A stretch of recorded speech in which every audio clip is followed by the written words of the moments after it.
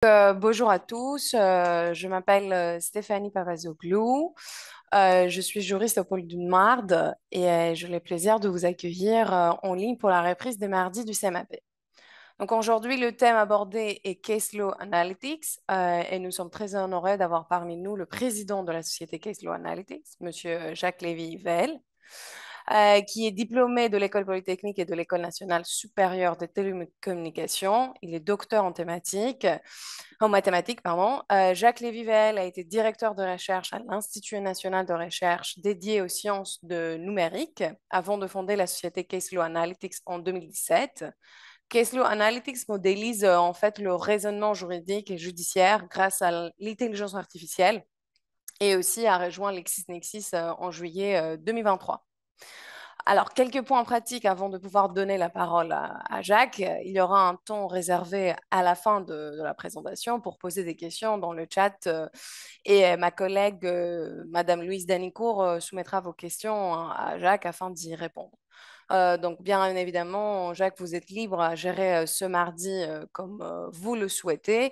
Je pense que je peux vous laisser maintenant la parole. Merci beaucoup.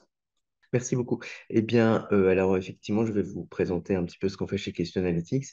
C'est pas toujours très facile en Zoom. Je vais quand même garder un œil sur la discussion pendant que je parle, même si c'est pas facile en partageant son écran. Mais n'hésitez pas à m'interrompre à tout moment, pour que ça reste interactif. Voilà, et donc on y va. Alors, je vais partager mon écran. Voilà, donc l'idée c'est de vous présenter ce qu'on fait chez Keystone Analytics et comment ça peut servir dans les modes alternatifs de règlement des différends, ce qui est l'usage, on va dire, de 60% de nos clients sur nos solutions contentieuses en tout cas, puisqu'on a différents types de solutions. Essentiellement, on en a trois que je vais vous présenter rapidement, mais ensuite, on va se concentrer simplement sur les applications liées au contentieux. Donc, je ne commence pas par celle-là, puisque je vais les détailler.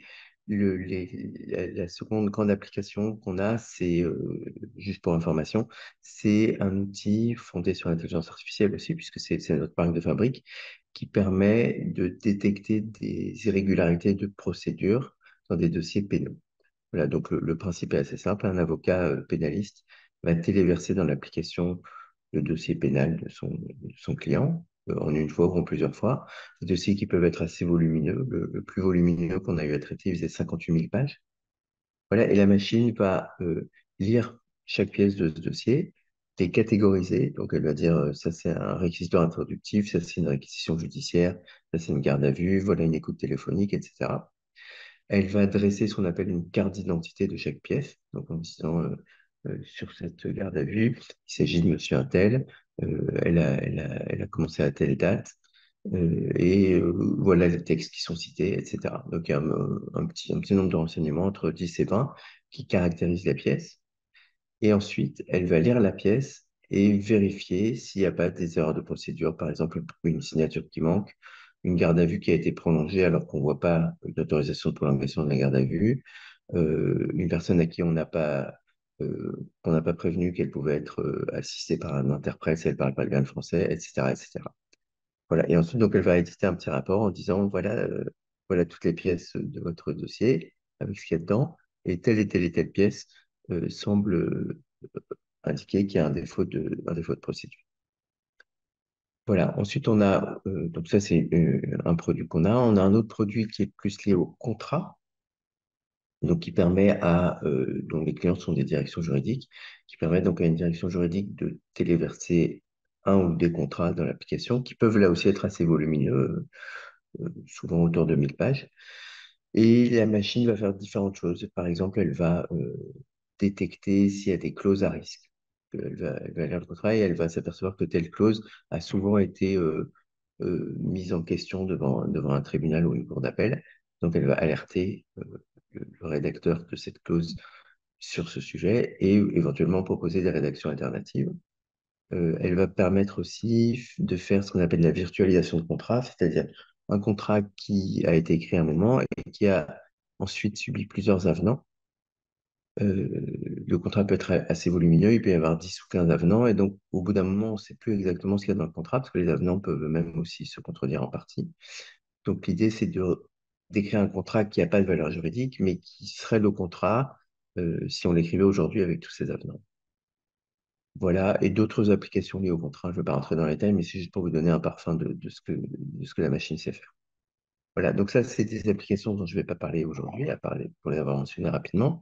La gamme de produits que je vais expliquer, c'est les outils qu'on a développés depuis le début pour aider les professionnels du droit, et donc en particulier les avocats, mais pas seulement, à quantifier leurs risques en cas de litige. Voilà. Alors, juste un petit mot historique. Questionnaire, c'est une société qui a été créée il y a exactement 6 ans, enfin 6 ans et quelques jours, puisque c'était fin septembre 2017. Et au début, c'est pas une start-up, c'est un projet de recherche qui a été mené par deux personnes, par Jérôme Dupré, qui est juriste, qui est à l'heure actuelle juge d'instruction à Angers, qui à l'époque était juge aux affaires familiales à Nantes et qui s'est mis en disponibilité pour venir travailler avec moi. À l'époque, moi, j'étais chercheur dans un institut de recherche qui s'appelle l'INRIA et on a travaillé pendant 2 ans sur la quantification de l'aléa judiciaire. Voilà, moi, mon métier à l'INRIA, avant de m'intéresser aux applications en droit, c'est en général de quantifier le risque dans des domaines où il y a un fort aléa. Et plus précisément, il n'y a pas seulement un fort aléa, mais l'aléa est consubstantiel au phénomène qu'on essaie d'étudier. C'est-à-dire que si on enlève l'aléa, il n'y a plus de phénomène. Peut-être que l'exemple le plus simple pour expliquer ça, c'est les cours de bourse. Et le fait que les gens, alors je ne parle pas des institutionnels qui interviennent en bourse, mais plutôt des petits boursicoteurs, comme on les appelle. Donc à un moment, quelqu'un devant son écran décide d'acheter l'action totale parce qu'il pense que demain, elle va monter. Et puis, s'il l'achète, c'est qu'il y a quelqu'un qui la vend. Donc, la personne qui la vend, il la vend parce qu'il pense qu'elle va descendre. Et donc, si on savait exactement ce que l'action totale ferait demain, ben, si on savait qu'elle monte, par exemple, celui qui la vend la vendra pas et celui qui l'achète pourrait pas l'acheter. Donc, le simple fait que on puisse faire des échanges, pour ce type d'échange, hein, il y a tout un tas d'autres types d'échanges à la bourse, mais pour une partie significative quand même des échanges, il n'existe que parce qu'on ne sait pas ce qui va se passer. Si on savait ce qui allait se passer, il n'y aurait pas cet échange. Donc, c'est ça que j'appelle un aléa essentiel ou consubstantiel, c'est que l'aléa est une condition même de l'échange. Et en fait, donc Jérôme m'a fait remarquer, maintenant, il y a presque 10 ans, c'est que en droit, on avait ça de façon très forte aussi. Donc là aussi, c'est pas absolu, c'est pas le cas de la totalité, loin s'en faut des procédures, mais assez souvent, si les gens vont au procès, c'est parce qu'ils savent pas ce que le juge va décider. Si on savait à l'avance que le juge allait accorder une prestation compensatoire de 250 000 euros ou une durée de préavis dans une rupture brutale de relation commerciale établie de 5 mois, les parties n'iraient pas au procès, on économiserait les frais d'avocat, on économiserait aussi du temps pour celui qui veut gagner et voilà, on dirait c'est ça le résultat. Donc, le simple fait qu'on aille au procès, dans beaucoup de cas, c'est parce qu'on ne sait pas ce que le juge va décider. Donc, c'est l'aléa qui fait qu'il y a un procès. Voilà. Donc, dans toutes ces situations, et il y en a beaucoup d'autres, hein, je vais citer ces deux-là, mais il y a énormément de situations où il y a un aléa qui est essentiel. Et mon métier pendant 30 ans à l'INRIA, ça a été de développer des modèles mathématiques qui s'appliquent dans ces situations. Voilà. N'hésitez pas, hein, si vous avez des questions. Voilà, donc une fois que j'ai reconnu que c'était le cas pour le droit, avec Jérôme, on a commencé à travailler sur ça. On a commencé par deux situations qui étaient les prestations compensatoires et les indemnités pour le licenciement sans cause réelle et sérieuse. Le premier à la demande du ministère de la Justice et le deuxième à la demande du ministère de l'Économie à l'époque où Emmanuel Macron était ministre et il voulait plafonner pour la première fois ses indemnités, donc à licenciement sans cause réelle et sérieuse. Donc on a fait une étude sur l'aléa qui était lié à ça. Voilà, donc ensuite on a vu que ça fonctionnait assez bien et qu'il y avait un intérêt des professionnels du droit pour un outil qui permettait de quantifier ce risque. Hein, puisque comme je l'ai dit, il y a un aléa et s'il n'y avait pas d'aléa, il n'y aurait pas de phénomène. Donc la démarche ça ne consiste absolument pas à enlever cet aléa, puisque dans ce cas-là, on enlèverait le phénomène aussi, mais simplement à le quantifier. Quand on dit qu'il y a un aléa, ça ne veut pas dire que ça peut être n'importe quoi. L'aléa, on peut toujours le décrire et dire les probabilités qu'il se passe telle ou telle chose. Donc c'est ça notre métier chez Question Analytics pour ce type d'application. Voilà. Donc, j'ai créé donc Case Analytics en 2017 et depuis la société s'est développée et a créé un certain nombre de modules dans ce domaine. Voilà. Je passe rapidement, mais pour vous présenter la société, on est une vingtaine de personnes. Il y a surtout des juristes puisqu'on fait quand même surtout du droit. Donc, on a un pôle juridique assez fort qui est piloté par Loïc Bellay, qui est président du tribunal de commerce de Nantes. Donc, c'est très, très précieux pour nous, parce que le matin, il est au tribunal et donc il rend des jugements. Et l'après-midi, il travaille chez Question Ethics. Et donc, on a une expérience, on va dire, de première main sur, sur les sujets qu'on veut traiter, en tout cas en droit commercial. Voilà, on a aussi chez Question Ethics une forte composante universitaire, parce que c'est créé par des gens qui viennent de ce domaine-là. Donc, par exemple, on a 2 docteurs en droit, 2 docteurs en mathématiques. Voilà. Donc, outre le pôle juridique, on a évidemment un pôle mathématique, puisqu'on fait aussi de l'IA, c'est-à-dire des mathématiques, et puis des pôles qui permettent de créer les produits et de faire tourner la société. Euh, voilà, pour finir de présenter, c'était un petit peu notre écosystème. Donc, notre écosystème, il y a des gens de la tech, voilà, comme par exemple l'INRIA ou Station F, et puis des gens du droit. Donc, par exemple, on a un partenariat privilégié avec le barreau de Paris et aussi avec le barreau des Hauts-de-Seine. On a aussi des liens très forts avec les commissaires de justice et des partenariats plus mineurs avec différents barreaux en France. Voilà. Une particularité de Question Analytics, jusqu'à très récemment, en tant que startup, c'est que pour s'établir dans le domaine, on a fabriqué presque tous nos produits en co-développement. Et donc voilà une liste partielle de nos co-développeurs. Co-développement, ça signifie quoi? Ça signifie que quand on veut créer ce qu'on appelle un module, et je vais expliquer en détail ce qu'est un module, on ne le fait pas tout seul dans notre coin, on se rapproche d'un des acteurs majeurs sur ce sujet. Par exemple, avec Darrois, Villemaille au Brochet, on avait fait le manquement d'initié et un contentieux sur les ententes. Avec De Gaulle Florence associé, on a fait 2 modules sur la propriété intellectuelle, contrefaçon de marque et contrefaçon de dessin et de modèle. Avec Alliance, on a fait un module sur l'indemnisation du préjudice corporel, etc. Voilà, donc on se rapproche d'un acteur majeur dans le sujet et on demande en fait quelle est la problématique. Voilà, pour être sûr de faire un produit qui va correspondre aux attentes de la profession. Ensuite, on va travailler en collaboration étroite avec ce partenaire pour être sûr à chaque étape d'être pertinent et de profiter de l'expertise de ce partenaire donc qui a vraiment une expérience longue dans ce sujet. Voilà. Donc ça nous assure d'avoir des modules qui sont pertinents parce qu'ils ont été validés par notre co-développeur. C'est-à-dire qu'on les met sur les marchés uniquement quand le co-développeur dit oui, ça fonctionne et ça nous rend service. Et ça nous permet aussi d'acquérir une certaine crédibilité euh, auprès de nos clients. Voilà. Et donc, comme on vous l'a annoncé juste avant que je commence à parler, il y a eu un changement majeur dans la société fin juillet, le 31 juillet, puisqu'on a rejoint LexisNexis. Euh, et donc maintenant, Question Ethics fait partie de LexisNexis. L'intérêt pour nous, c'est que, bah, comme vous le savez tous, hein, tous les juristes connaissent LexisNexis. LexisNexis est implanté dans 150 pays.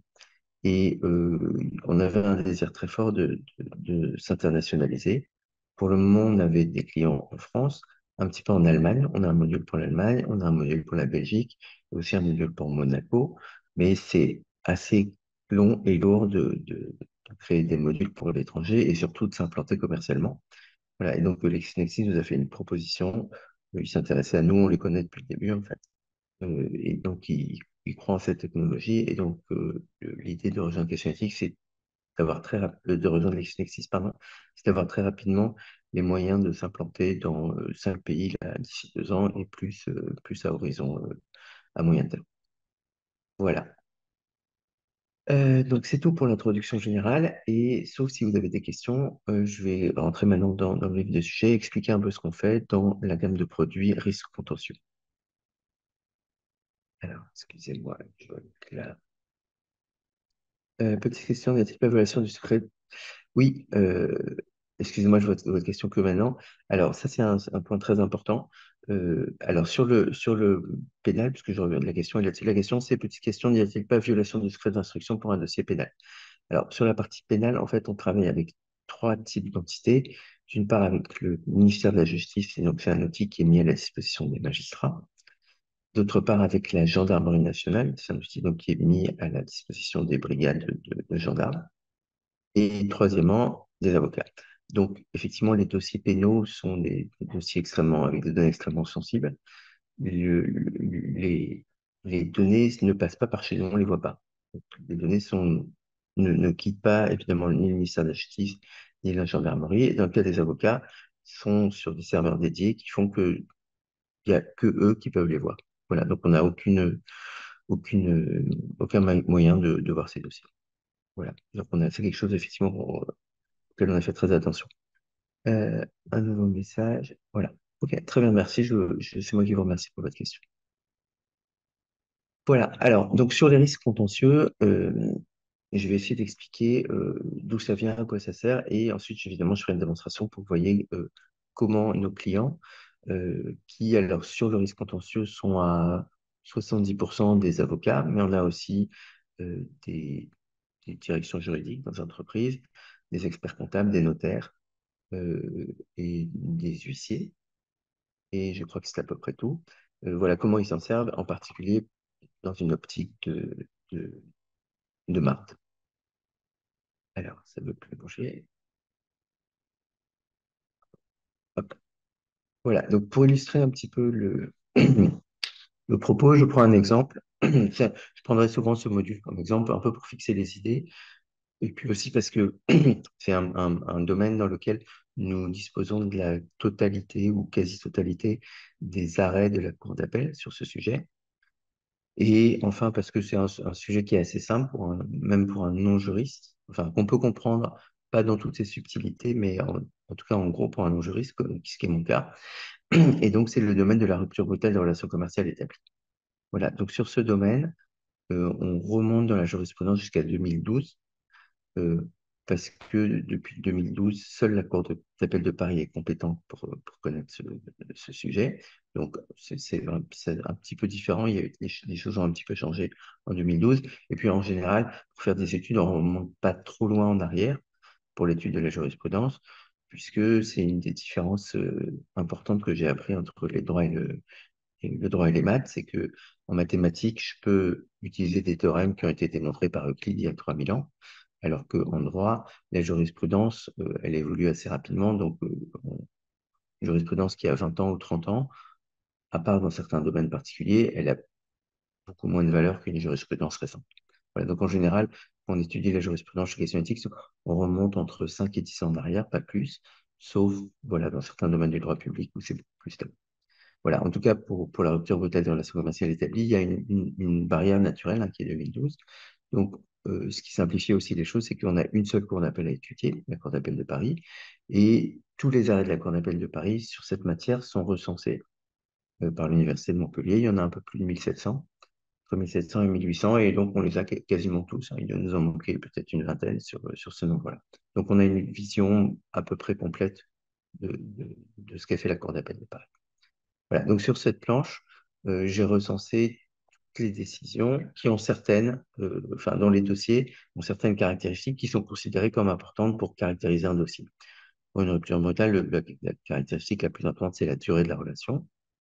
Mais ici, j'ai pris d'autres caractéristiques comme le domaine d'activité du fournisseur, comment il a rompu cette relation, est-ce qu'il y avait un mandataire judiciaire ou pas, est-ce qu'il y a eu une exécution, est-ce qu'il y avait des contrats qui étaient reconduits de façon tacite? Est-ce qu'il y avait un expert comptable?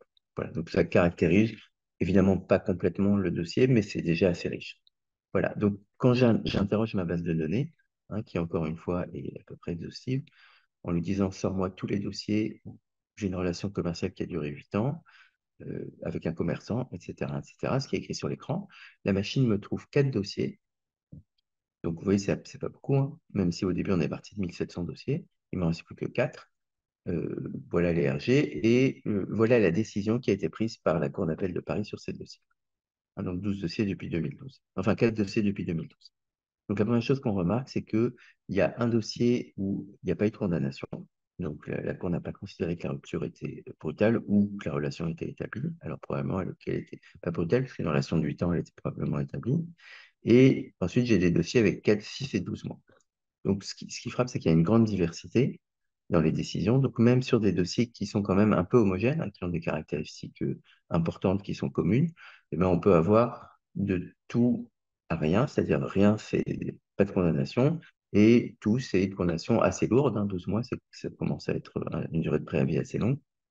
Voilà. Et donc, ça, c'est pour refléter l'aléa dont j'ai parlé au début. C'est que même si on a des dossiers qui se ressemblent, il y a quand même une grande variabilité dans les décisions.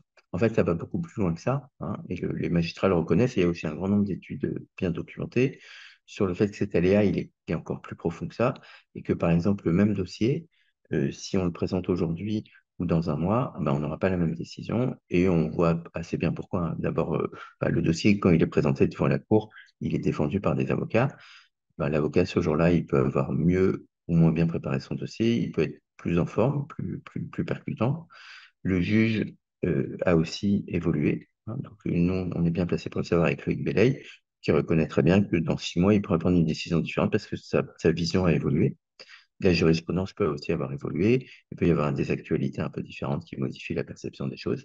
Et donc, même le même dossier à deux moments différents, peut subir des issues différentes. Voilà, il y a par exemple cette étude israélienne qui montre que les juges sont plus sévères en fin de matinée, en fin d'après-midi, qu'en début de matinée et début d'après-midi. Voilà, donc le même dossier qui passe à 9 heures du matin ou à 18 heures n'est pas traité pareil. Voilà, donc c'est ça cet aléa qui fait que les études de questions éthiques ont un intérêt. Voilà, donc dans toute la suite, il va évidemment pas s'agir de prédire la décision, parce que ça, c'est quelque chose qui n'a pas de sens. Qu'il faudrait prédire, en plus, à quelle heure on est passé devant la cour, quel était le degré de préparation de chaque avocat, quelles étaient les informations la veille, etc. Il s'agit donc plutôt de refléter cet aléa. Donc ici, on ne dirait pas bah, la bonne décision sur ce type de dossier, c'est 6 mois ou 4 mois. On dirait bah, ça peut aller entre 0 et 12 mois. Donc si on disait que ça, ce serait quand même pas très utile. Donc on va essayer d'aller un petit peu plus loin. Mais c'est ça qu'on a en tête. Voilà. Donc ça, c'était juste pour dire quelle est la situation qu'on devrait essayer de décrire, hein. Et voilà, en tant que mathématicien, moi, je vais faire un modèle qui décrit ça. Il ne s'agit pas d'influer sur la réalité, mais plutôt de la décrire. Et le fait de la décrire, bah, ça veut dire qu'on fait un diagnostic, hein. C'est comme en médecine, le scanner ou le thermomètre, il ne va pas soigner le patient, mais il va donner un tableau clinique qui permet ensuite au médecin de prendre une décision sur les soins à apporter. Là, c'est pareil, on va dire quel est le tableau, donc quelles sont les décisions possibles. Ensuite, au praticien, donc par exemple à l'avocat qui pratique les mardes, de dire, voilà, compte tenu des issues possibles, voilà les modes alternatifs, voilà comment un mode alternatif pourrait se déployer. Euh, un point important, c'est que pour faire ça, pour décrire cet aléa, c'est pas du tout utile et pratique, et c'est même dommageable de se contenter de faire des statistiques. Pour plusieurs raisons. D'abord parce que les statistiques vont... Là, c'est un peu ce que j'ai fait des statistiques, hein. Je pourrais dire ici, grâce à ça, en étant un petit peu plus riche, hein. Mais voilà, sur les dossiers qui ont une relation de 8 ans, etc., eh bien, il y a les montants vont de 0 à 12 mois. Il y a une chance sur 4 pour que ce soit 12 mois, une chance sur 4 pour que ce soit 6 mois, etc. Quand on fait ça, déjà, on s'intéresse au passé, hein. Par définition, les statistiques sont sur les décisions passées. Donc, ça ne va pas vous dire ce qui va se passer demain, mais uniquement ce qui s'est passé hier ou il y a un an ou il y a 5 ans. Donc, si la jurisprudence évolue ou s'il y a des nouvelles lois, bah, les statistiques sont muettes ou elles vont vous donner carrément une image fausse. Voilà, par exemple, pour la rupture brutale, pour rester là-dessus, il y a quelques années, la loi a évolué et avant, on devait doubler le préavis si le produit était sous marque du distributeur. Maintenant, c'est plus le cas. Si l'auteur a proposé 18 mois de préavis, on ne peut pas aller au-delà. La Cour ne peut pas condamner à donner un montant plus élevé, alors qu'avant, il n'y avait pas de plafond, etc. Donc ça, si on fait des statistiques, on va donner une vision. On ne va pas pouvoir dire qu'est-ce qui se passerait sur ce dossier, puisque les statistiques ne tiennent pas compte de ça. Une deuxième raison, c'est que si on veut faire des statistiques, comme vous le savez, pour faire des statistiques, on a besoin de données en nombre suffisant pour que les statistiques soient robustes, hein. Quand on fait des sondages, par exemple, on vous dit toujours, ce sondage a été fait sur un échantillon de 1000 personnes ou 10 000 personnes, et plus l'échantillon est grand, plus les statistiques vont être robustes. Il se trouve que en droit, ou en tout cas sur les contentieux, on a assez peu de matière. Voilà, pour plusieurs raisons. D'abord parce qu'encore une fois, on ne peut pas remonter trop en arrière, donc ça ne sert à rien d'aller sortir une décision de 1970.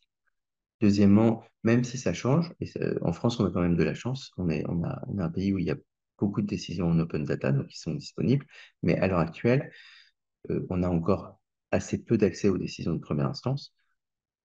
On a surtout les décisions d'appel, et suivant les domaines, hein, donc si on va voir les gros éditeurs comme Lexis ou Dalloz, tous les autres, souvent ils disent oui, dans mon fonds, il y a 5 millions de décisions, ou 12 millions de décisions, ou 15 millions de décisions. Ça paraît beaucoup, mais en fait, c'est pas du tout pertinent de parler du nombre de décisions totales. Après, nous, on s'intéresse à un domaine donné, la concurrence déloyale, les contentieux de contrat de franchise, la rupture brutale des relations commerciales établies. Donc, ce qui nous intéresse, c'est combien il y a de décisions dans ce domaine-là. Les décisions ailleurs, en droit de la famille, elles ne nous servent à rien du tout. Donc, il faut compter le nombre de décisions dans un domaine, ce qui est le métier qu'on fait chez Question Analytics. Et donc, dans la plupart des domaines, ça va de quelques centaines à quelques dizaines de milliers quand on a de la chance de décisions. Mais typiquement, c'est quelques milliers de décisions. Voilà, sur les ruptures brutales, comme je le dis, c'est un peu moins de 2000. Sur les contrats de franchise, c'est moins de 1000, etc.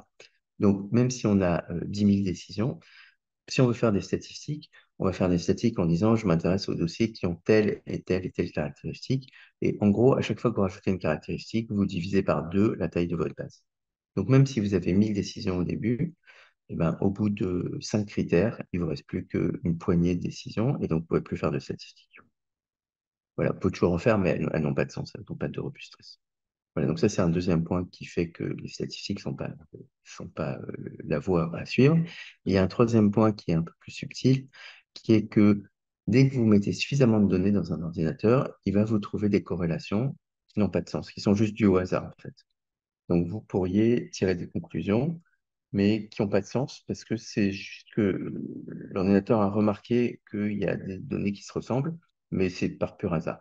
Voilà. Ici, il y a un petit exemple amusant. On a mis un graphique euh, en fonction du temps, hein, des années 2000 à 2009. En jaune, vous avez le nombre d'avocats à Hawaï, et en rouge, vous avez le chiffre d'affaires qui est revenu, qui est le chiffre d'affaires qui est produit par les golfs aux USA. Voilà. Et donc, quand on regarde ces deux courbes, c'est pratiquement les mêmes. Et donc, si on réfléchit pas, on pourrait dire, bah, je peux prédire le nombre d'avocats en 2010 à Hawaï en regardant les revenus, enfin le chiffre d'affaires produit par les golfs aux USA la même année. Bon, évidemment, c'est pas vrai puisqu'il n'y a aucun rapport entre les deux, mais c'est ce qu'on pourrait faire si on se contentait de faire des statistiques et des corrélations. Voilà. Donc, on pourrait mettre toutes les décisions de rupture brutale des ordinateurs et s'apercevoir qu'il y a certaines corrélations, mais ça ne nous apprend rien en fait. Donc il faut aller plus loin et il faut essayer vraiment de comprendre ce qui se passe. Voilà, et donc c'est ça, faire un modèle mathématique.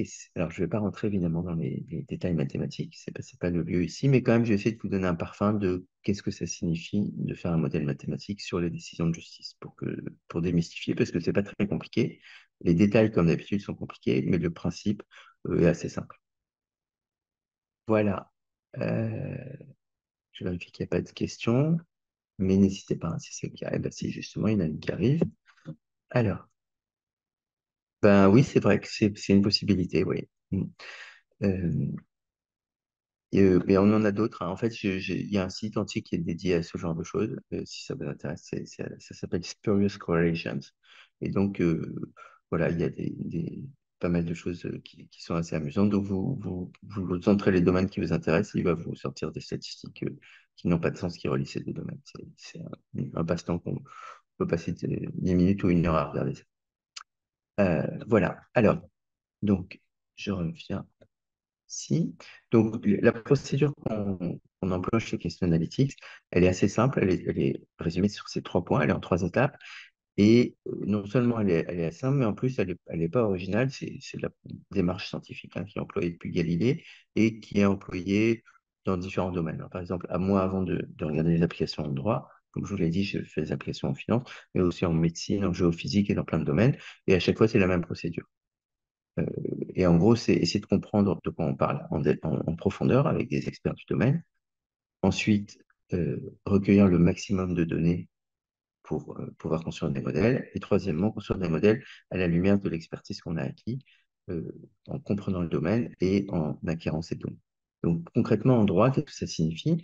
Donc, la première chose qu'on va faire, c'est euh, choisir un domaine précis, hein. Donc, il ne s'agit pas de quantifier le risque en général. Ça, c'est beaucoup trop difficile. On commence par dire, je m'intéresse à une question précise de droit. Voilà, donc j'ai parlé de la rupture brutale des relations commerciales établies, des concurrences déloyales, la rupture du contrat d'agent commercial, des indemnités pour licenciement sans cause réelle et sérieuse, des clauses de non-concurrence, du harcèlement, etc. À l'heure actuelle, chez Question Ethics, on a une trentaine on appelle ça un module, une trentaine de modules. Donc, on circonscrit de façon précise la question de droit.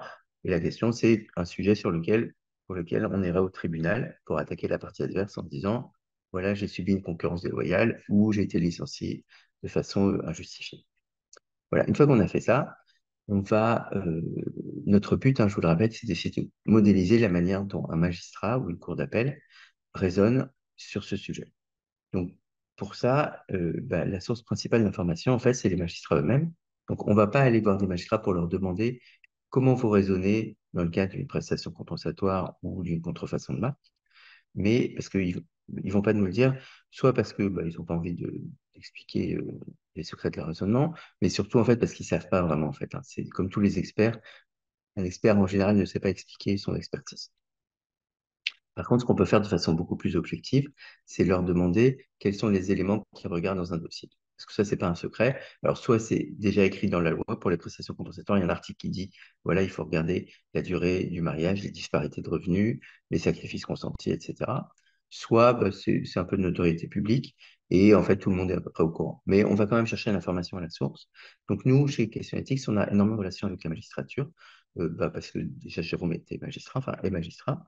Et puis, on est intervenu pendant longtemps dans la formation continue et initiale des magistrats. Donc, on a fait des formations aux magistrats en exercice et à l'ENM. Et donc, on a noué des liens.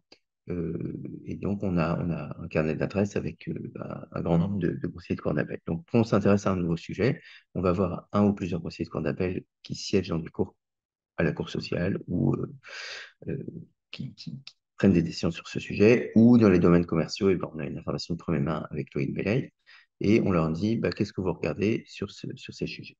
On complète toujours cette information parce que les magistrats, ils vont pas tout nous dire non plus. Soit ils oublient ou ils n'ont pas envie de le dire. Donc, on va toujours aussi voir d'autres spécialistes, en particulier des avocats, euh, qui vont nous dire, par exemple, ils vont souvent nous pointer il y a le genre qui va intervenir, hein. Par exemple, sur le licenciement sans cause réelle et sérieuse, alors ça pose des questions éthiques, hein, dont on va reparler.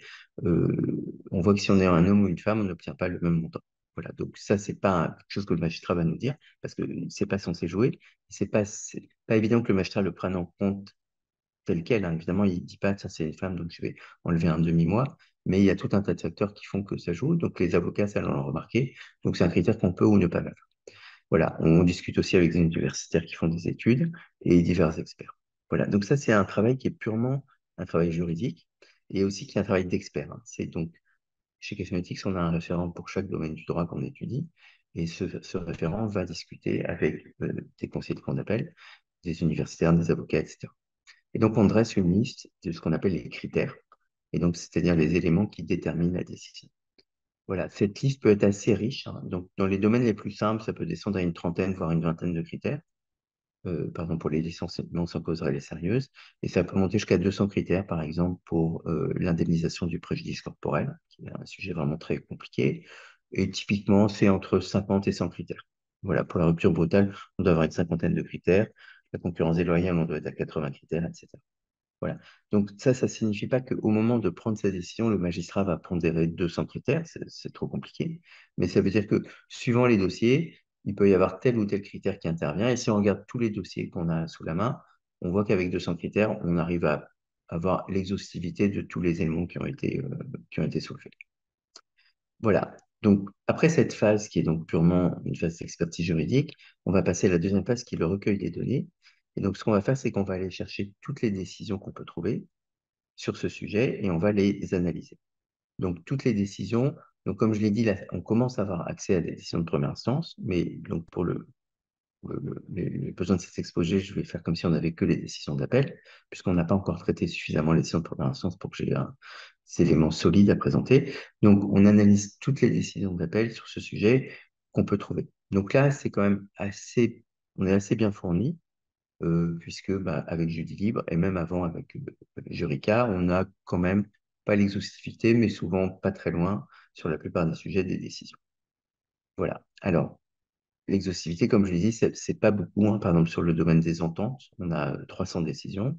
Et là où on en a le plus, je pensais sur les indemnités en cas de licenciement sans cause réelle et sérieuse, où là, on est un petit peu plus de 30 000 dossiers. Voilà. Mais typiquement, c'est quelques milliers de décisions que je vais traiter. Voilà, donc celles-là, on les accède via Judélib depuis 1 an et demi. Avant, on les accédait avec des partenariats avec des éditeurs, en particulier avec Dalloz à l'époque. Évidemment, maintenant avec LexisNexis. Aussi, on a des éditions qui sont contribuées par nos clients, qui sont des avocats, par exemple, ou des grandes entités comme Allianz ou SNCF qui vont nous fournir leurs décisions à eux. Alors, qu'est-ce que ça signifie analyser les décisions? Ça signifie aller les lire une par une et noter pour chacun de ces dossiers, la valeur des critères qu'on a définis dans la phase 1. Donc, par exemple, sur une rupture brutale, euh, la- quelqu'un va lire la décision, va dire, voilà, dans ce dossier, la relation avait duré 15 ans. Le produit était sous marque du distributeur. Il y avait un expert comptable. Il y avait des reproches qui étaient tel et tel reproche qui étaient faits par l'auteur. La conjoncture économique était bonne. La concentration du secteur est faible, etc., etc. On note les valeurs de tous ces critères, plus évidemment la décision qui a été rendue, donc condamnation ou pas, et s'il y a condamnation, quel est le montant de cette fondation. Quand c'est un montant, c'est pas toujours des montants, hein. Ça peut être du oui-non. Par exemple, sur, euh, on a un module sur la résidence habituelle de l'enfant. Et donc, le juge va décider que la résidence sera chez le père, chez la mère ou une résidence alternée. Donc, la décision s'appelle ça, hein. C'est pas forcément des chiffres. C'est vraiment important de comprendre que c'est pas forcément des chiffres. On a aussi un module sur les sanctions disciplinaires dans la fonction publique. Et dans le cas des sanctions disciplinaires, la réponse est est-ce que la cour d'appel va annuler la sanction qui a été donnée, un blâme, un avertissement, une,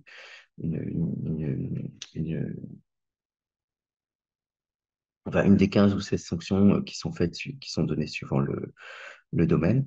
Et donc, la machine va dire oui, cette sanction risque d'être annulée ou non, elle ne sera pas annulée. Voilà, donc les réponses peuvent être assez diverses. Voilà, assez souvent quand même, c'est un montant ou une durée pour la rupture brutale, une durée de préavis. Voilà, donc c'est ce qui est noté pour chaque décision. C'est ça qu'on appelle analyser une décision.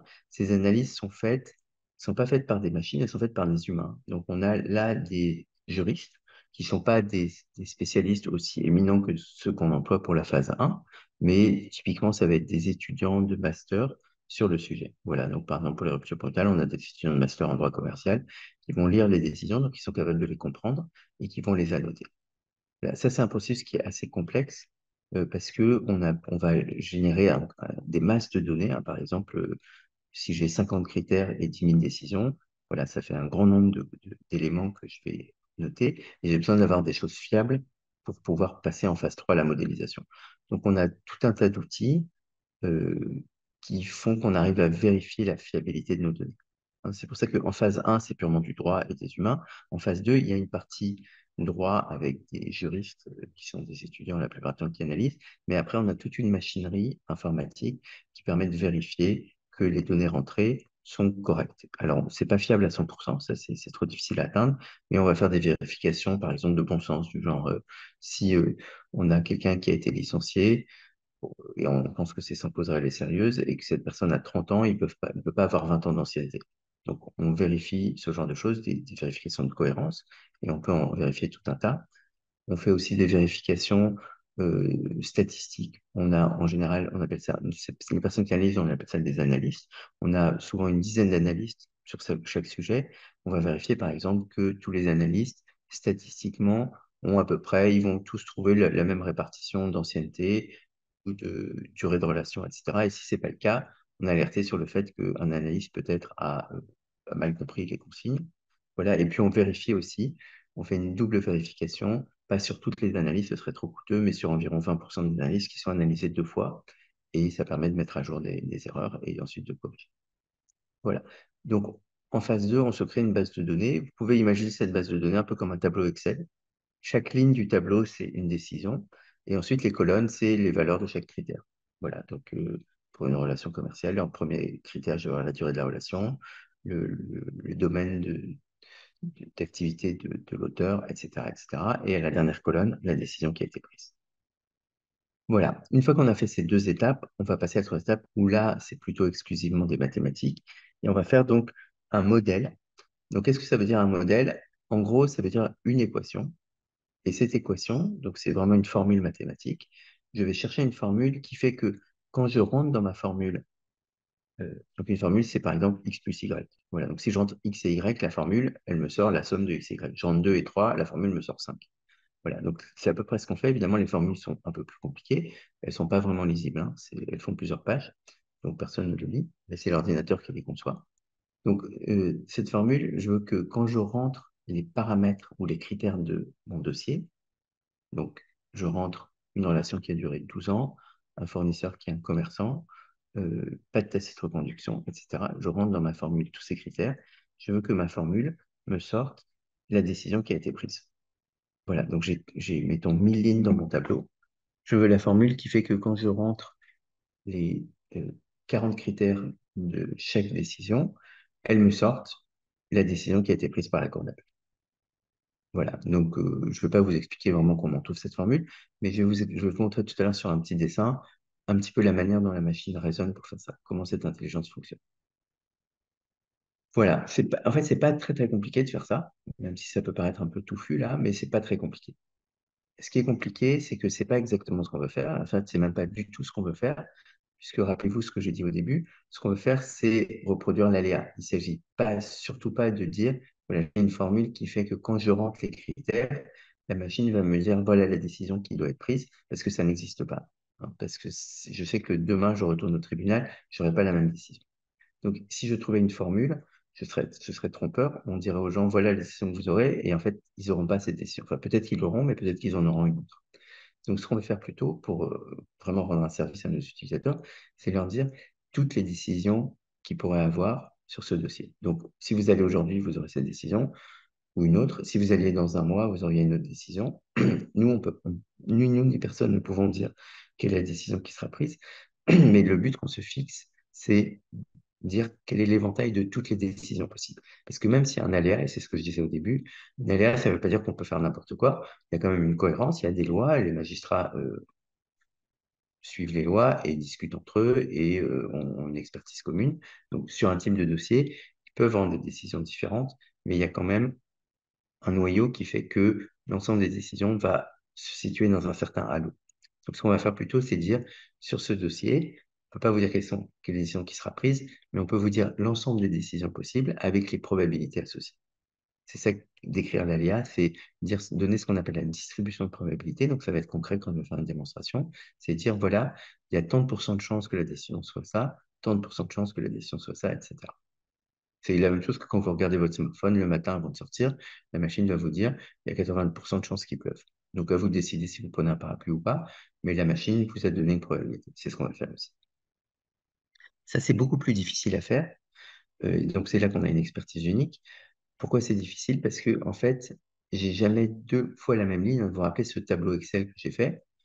Ce serait facile de faire ça si j'avais plusieurs fois une ligne avec exactement les mêmes critères et des décisions différentes. Ben là, je dirais, ben voilà ma distribution de probabilité. J'ai trouvé 20 lignes qui sont les mêmes, avec exactement les mêmes caractéristiques de dossier, et il y a 20 décisions différentes. Donc voilà. Mais sauf que ça n'arrive jamais. Rappelez-vous, j'ai quelques milliers de lignes au maximum dans mon tableau. Ça n'arrive jamais que j'ai deux lignes qui aient exactement les mêmes caractéristiques. Je n'ai pas d'exemple. Voilà, donc il faut que je dise que pour ce dossier-là, qui a ces caractéristiques, moi j'ai une seule décision devant moi, il faut que je puisse deviner quelles auraient été les autres décisions qui auraient été prises, alors que je ne les ai pas. Hein, dans l'idéal, il faudrait que je puisse le faire, c'est-à-dire aller voir des magistrats avec ça et leur dire quelle décision vous prenez, faire ça un grand nombre de fois, et là j'aurai ma distribution de probabilité. Je ne peux pas le faire. Alors, sauf que si, je vais vous parler d'une expérience très intéressante qui a été faite à l'ENM qui a fait ça. Mais ce qu'on va demander à l'intelligence artificielle, c'est de le faire même si j'ai pas la vérité terrain. Voilà, donc c'est là qu'on a une expertise unique et que la machine sait faire des choses qui sont difficiles à imaginer. Voilà. Alors, je vois qu'il y a une autre question. C'est une excellente question, merci. En fait, c'est vraiment c'est le cœur du sujet, c'est que, et ce qui est un peu étonnant pour les juristes, c'est que si c'était l'analyste ou un juriste qui devait pondérer le poids, ce serait lui parce qu'en fait, qu'est-ce qu'il fait le juge au moment de prendre sa décision? C'est qu'il a tous ses critères devant lui, il les pondère et il prend sa décision en fonction des critères et de la pondération qu'il donne. Et évidemment, tous les juges ne vont pas pondérer les critères de la même façon. C'est pour ça, c'est une des raisons pour lesquelles il y a des décisions différentes. Donc, si on demandait à la personne qui analyse de pondérer, on reflèterait sa vision à lui. Et c'est pas ce qu'on veut faire. Donc, c'est pour ça qu'il va juste noter les valeurs des critères. Et c'est la machine, c'est exactement le travail de l'intelligence artificielle de trouver les poids. Et donc, la formule dont je parlais tout à l'heure, c'est exactement trouver des poids, hein, puisque pondérer, ça veut dire, je vais prendre ce critère, je vais en tenir compte à 80%, celui-là à 10%, etc. Et en faisant ça, je trouve ma formule qui me permet de prendre la décision. C'est vraiment pour ça que c'est une question excellente. C'est que ça va être le travail de la machine, trouver ses poids, parce que trouver les poids, c'est trouver les formes. Mais au lieu de trouver un jeu de poids, elle va trouver un ensemble de jeux de poids qui reflètent les sensibilités de chaque magistrat. Ou le fait que l'avocat a réussi à faire que ce critère soit plus pondéré parce qu'il est en faveur de son client. Voilà, j'espère que ça répond à votre question. Euh, voilà. Alors, donc je vais vous faire une démonstration de ce à quoi ça ressemble. Mais avant, je vais juste expliquer un petit peu comment on s'en sert. Mais quand j'aurai fait la démonstration, ce sera plus clair pour vous. Mais là, c'est juste un petit résumé. Donc, comme je l'ai dit, après l'outil, comment il se présente, comme vous allez le voir, c'est un formulaire. Donc, on demande à l'utilisateur de remplir tous ces fameux critères. Voilà, donc de décrire son dossier. Et c'est pas libre, hein. C'est-à-dire que nous, on a identifié, on sait quels sont les critères qui sont importants. Ça, on en est sûr, parce que c'est des magistrats qui nous l'ont dit. Donc, on sait que quand vous allez devant le juge, c'est ça qui va regarder. Il n'y a aucun doute là-dessus. Donc, on demande à l'utilisateur de remplir ça. Et donc, en particulier, la première vertu de question éthique, c'est que ça vous fait une checklist, hein. Et ça, c'est surtout utile si vous êtes en mode alternatif. Vous êtes sûr, quand vous avez répondu à tous les critères, d'avoir regardé tous les éléments importants de votre dossier, sauf dossiers très atypiques, hein. On ne peut pas être toujours totalement exhaustif. Il peut y avoir des dossiers qui sont très spéciaux. Voilà. Et dans 95% des dossiers, une fois que vous avez répondu à toutes ces questions, vous savez que vous avez décrit votre dossier et que le magistrat ne vous posera pas d'autres questions. Voilà. Donc, vous remplissez votre formulaire. Ensuite, la machine va donc vous dire quelle est la probabilité que vous soyez condamné ou que vous gagnez et les montants qui sont en jeu. Voilà. Donc, ça, en soi, c'est déjà intéressant.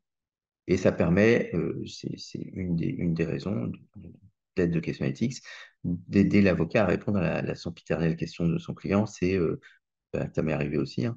Euh, on est dans une procédure et au bout de quelques années, on voit toujours rien revenir. Et donc, on va voir notre avocat en disant, mais est-ce que déjà ça va se terminer un jour et quelles sont mes chances de gagner et combien je vais gagner si je gagne. En général, les avocats sont assez frileux pour répondre à ça. Avec Question Analytics, on a une objectivation. Ça, on ne va pas pouvoir répondre on va gagner, oui ou non, et quel montant, mais on va donner les probabilités. Voilà. Comme j'ai des formules, et donc c'est la question qu'on vient de me poser, la machine va dire, elle a trouvé les poids, et donc c'est la réponse aussi à la question, elle va dire les poids de chaque critère. Voilà. Donc, pour l'avocat ou pour le médiateur, ça permet de savoir qu'est-ce qui dans le dossier est important. Alors, il le sait, évidemment, mais ça permet de le confirmer et surtout de le chiffrer. Parce qu'on dit oui, ce critère est plus important que l'autre, ça, tout le monde est d'accord, mais combien plus important? Est-ce qu'il est 2 fois plus important ou juste à peine plus important? Ça, souvent, il y a des longues discussions et donc ça permet de le chiffrer. Bon, et évidemment, comme on a analysé toute la jurisprudence, l'outil va vous permettre de trouver instantanément les dossiers dont les caractéristiques sont les plus proches des vôtres. Voilà, et d'autres applications dont je parlerai au moment de la démo. Voilà, donc ça, c'est les domaines qu'on a modélisés aujourd'hui, enfin au 1er avril, mais il n'y en a pas eu de nouveau depuis. Donc, on a différents domaines du droit de la famille, droit public, droit boursier, droit civil, droit social, droit commercial, propriété intellectuelle et des modules dédiés. Module dédié, ça veut dire que, par exemple, le dernier, la responsabilité civile de l'huissier de justice, c'est un module qu'on a fait en collaboration avec les commissaires de justice, puisque maintenant on dit commissaire de justice. Et donc, c'est un module qui permet à un huissier qui aurait mal rédigé un acte et qui verrait sa responsabilité engagée devant le tribunal, de connaître ses risques d'être condamné et les montants qui sont en jeu. Voilà, donc, et on a pareil pour les avocats, on aimerait faire pareil pour les notaires et pour les professeurs réglementés en général. Voilà, donc là, je ne vais pas les regarder tous un par un, mais on peut regarder par exemple en droit social et en droit commercial, mais je les ai déjà cités, hein. En droit commercial, rupture brutale de relation commerciale établie et du contrat d'agent commercial, concurrence déloyale, contentieux des contrats de franchise, et 2 modules sur les baux commerciaux, indemnité d'éviction et fixation du loyer renouvelé. Et en droit social, on a donc les 6 modules qui sont là. Euh, voilà. Donc, à chaque fois, le travail pour tous ceux-là, c'est identifier les critères importants, analyser toute la jurisprudence et fabriquer le modèle. Voilà. Avant de passer à la démo, je vais juste essayer de vous expliquer un petit peu comment la machine raisonne pour trouver ces formules. Voilà, alors, sans rentrer dans les thèmes, mais ça va être purement graphique, hein, il n'y aura pas de formule, il y aura juste des petits dessins comme ça. Mais je pense que c'est utile pour que vous voyez qu'en fait, c'est pas très mystérieux, c'est surtout un travail, on va dire, enfin, il y a une partie quand même un peu mystérieuse, mais c'est surtout un travail exhaustif. En fait, la machine, contrairement à nous, elle se fatigue pas, elle a le temps, donc elle va tourner pendant des jours, parfois des semaines, pour trouver les bonnes formules. Donc, en gros, elle va tout essayer. Voilà, donc je garde mon cas de rupture brutale de relation commerciale établie. Dans ce domaine, il y a une sorte de règle dont tout le monde sait qu'elle est fausse, mais que tout le monde cite quand même. C'est que on dit, en gros, hein, si vraiment on veut être à gros traits, pour une relation qui a duré 10 ans, ben, vous aurez droit à peu près à 10 mois de préavis. Si votre relation a duré 15 ans, vous aurez droit à 15 mois de préavis, 3 ans, 3 mois de préavis, etc. Voilà, donc évidemment, c'est très grossier, mais c'est un peu ce que les gens ont en tête. Donc, pour vérifier la validité de cette règle, ou dans quelle mesure elle est fausse, j'ai fait un graphique ici où vous avez là, je pense que vous voyez ma souris, j'espère que vous voyez ma souris. Euh, Ici, la durée de la relation en années, donc j'ai des relations qui vont de 0 ans à 30 ans. Et ici, la durée du préavis qui a été accordée par la Cour, en mois cette fois-ci. Et donc, je vais aussi de 0 à 30. Voilà, donc par exemple, ce 30, ça voudrait dire 30 mois de préavis, et ce 30, ça veut dire une durée de relation de 30. Ensuite, chaque petit point bleu ici, c'est une décision de justice, et elle est représentée par, si je prends par exemple, on va dire ce point-là, ce point bleu, il est à peu près au-dessus de 30, donc ça veut dire qu'ici, il y avait une relation qui avait duré 30 ans, et ici, c'est un peu au-dessus de 5, ça veut dire que le juge a donné à peu près 6 mois. Si je regarde le point, on va prendre par exemple ce point-là, ou celui-là, voilà. Ce point-là, il est juste au-dessus de 5, donc ça veut dire que c'est une relation qui a duré 5 ans. Je vais prendre ce point-là, pardon. Ce point-là, je suis au-dessus de 5, donc une relation qui a duré 5 ans, et je suis sur la ligne 10, et donc la Cour a donné 10 mois de préavis. Ok, donc j'espère que c'est clair, ça, tout le monde. Donc, si la règle 1 an de relation égale 1 mois de préavis était vraie, bah, tous les points, ils ne devraient pas être répartis partout, ils devraient être sur cette ligne noire que j'ai dessinée. Puisque pour 10 ans, je devrais avoir 10 mois. Donc là, j'ai bien quelque chose à 10 mois, mais j'ai beaucoup d'autres décisions qui sont soit moins de 10 mois, soit plus que 10 mois. Pour celle-là, c'est 25 ans, mais j'ai que 3 mois de préavis, etc. Donc, on voit bien que cette règle n'est pas vraie. Si cette règle est vraie, était vraie, tout le monde serait sur cette droite-là ou à peu près de cette droite-là. Voilà. Donc là, la machine, bah, elle, on ne lui donne pas cette règle. Ce n'est pas à moi de lui donner les règles, mais juste en faisant ce tracé, je vois que cette règle n'est pas vraie. Là, j'ai pas pris mes 1700 dossiers parce que sinon, on ne verrait rien, il y a trop de points, mais j'ai choisi 400 dossiers au hasard. Hein, mais plus j'en rajoute, moins la règle a l'air d'être vraie. Ok, là, j'ai pris 400 dossiers au hasard, comme j'ai dit, sur toute la France, sur tous les tribunaux de commerce de France. Ensuite, ce que je vais faire, c'est que je vais regarder euh, une partie de ces dossiers. Je vais regarder simplement ceux qui ont été jugés au tribunal de commerce de Paris. Voilà, juste pour donner un petit peu d'homogénéité.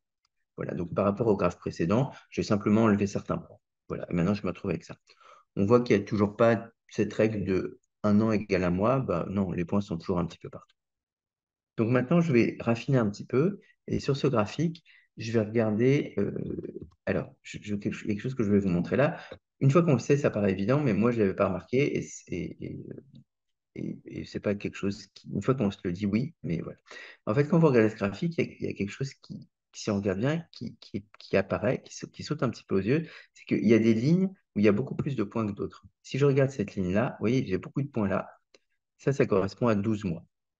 Et ça signifie, c'est pas très étonnant, que les magistrats aiment bien donner, la Cour d'appel de Paris aime bien donner 12 mois. C'est un an, c'est un chiffre rond. Et vous remarquez qu'il n'y a aucun point sur 13 mois. J'ai perdu ma souris. Là, ça recommence à 14 et puis 15, mais 13 mois, j'ai pas. Alors peut-être parce que ça porte malheur, je ne sais pas, ou parce que c'est trop près de 12, mais dans l'histoire de l'humanité, on n'a jamais donné 13 mois de préavis, de durée de préavis pour une rupture brutale de relation commerciale établie. Donc, j'ai beaucoup de points à 12. J'ai aussi beaucoup de points à 6. J'ai pas mal de points à 9. J'ai pas mal de points à 3. Voilà, donc il y a une sorte de biais des magistrats. Donc, ça, c'est quelque chose qui est le plus passionnant dans ce qu'on fait chez Questionnaire, c'est de détecter les biais des magistrats. Il y en a plein. Ça, c'est un biais qui est un peu inoffensif, mais qui est quand même assez présent. C'est que les magistrats donnent souvent des multiples de 3. 3 mois, 6 mois, 9 mois, 12 mois. J'ai beaucoup plus de points à 3, 6, 9, 12 que n'importe quelle autre durée. Il n'y a pas vraiment de raison, hein, parce que les critères objectifs, c'est durée de la relation, le chiffre d'affaires, le, les investissements dédiés, etc. On ne voit pas pourquoi ça devrait correspondre à des multiples de 3. Mais c'est simplement un mode de raisonnement qui fait qu'on raisonne en trimestre. Voilà. Je vais donner un trimestre, de trimestre au trimestre, un an.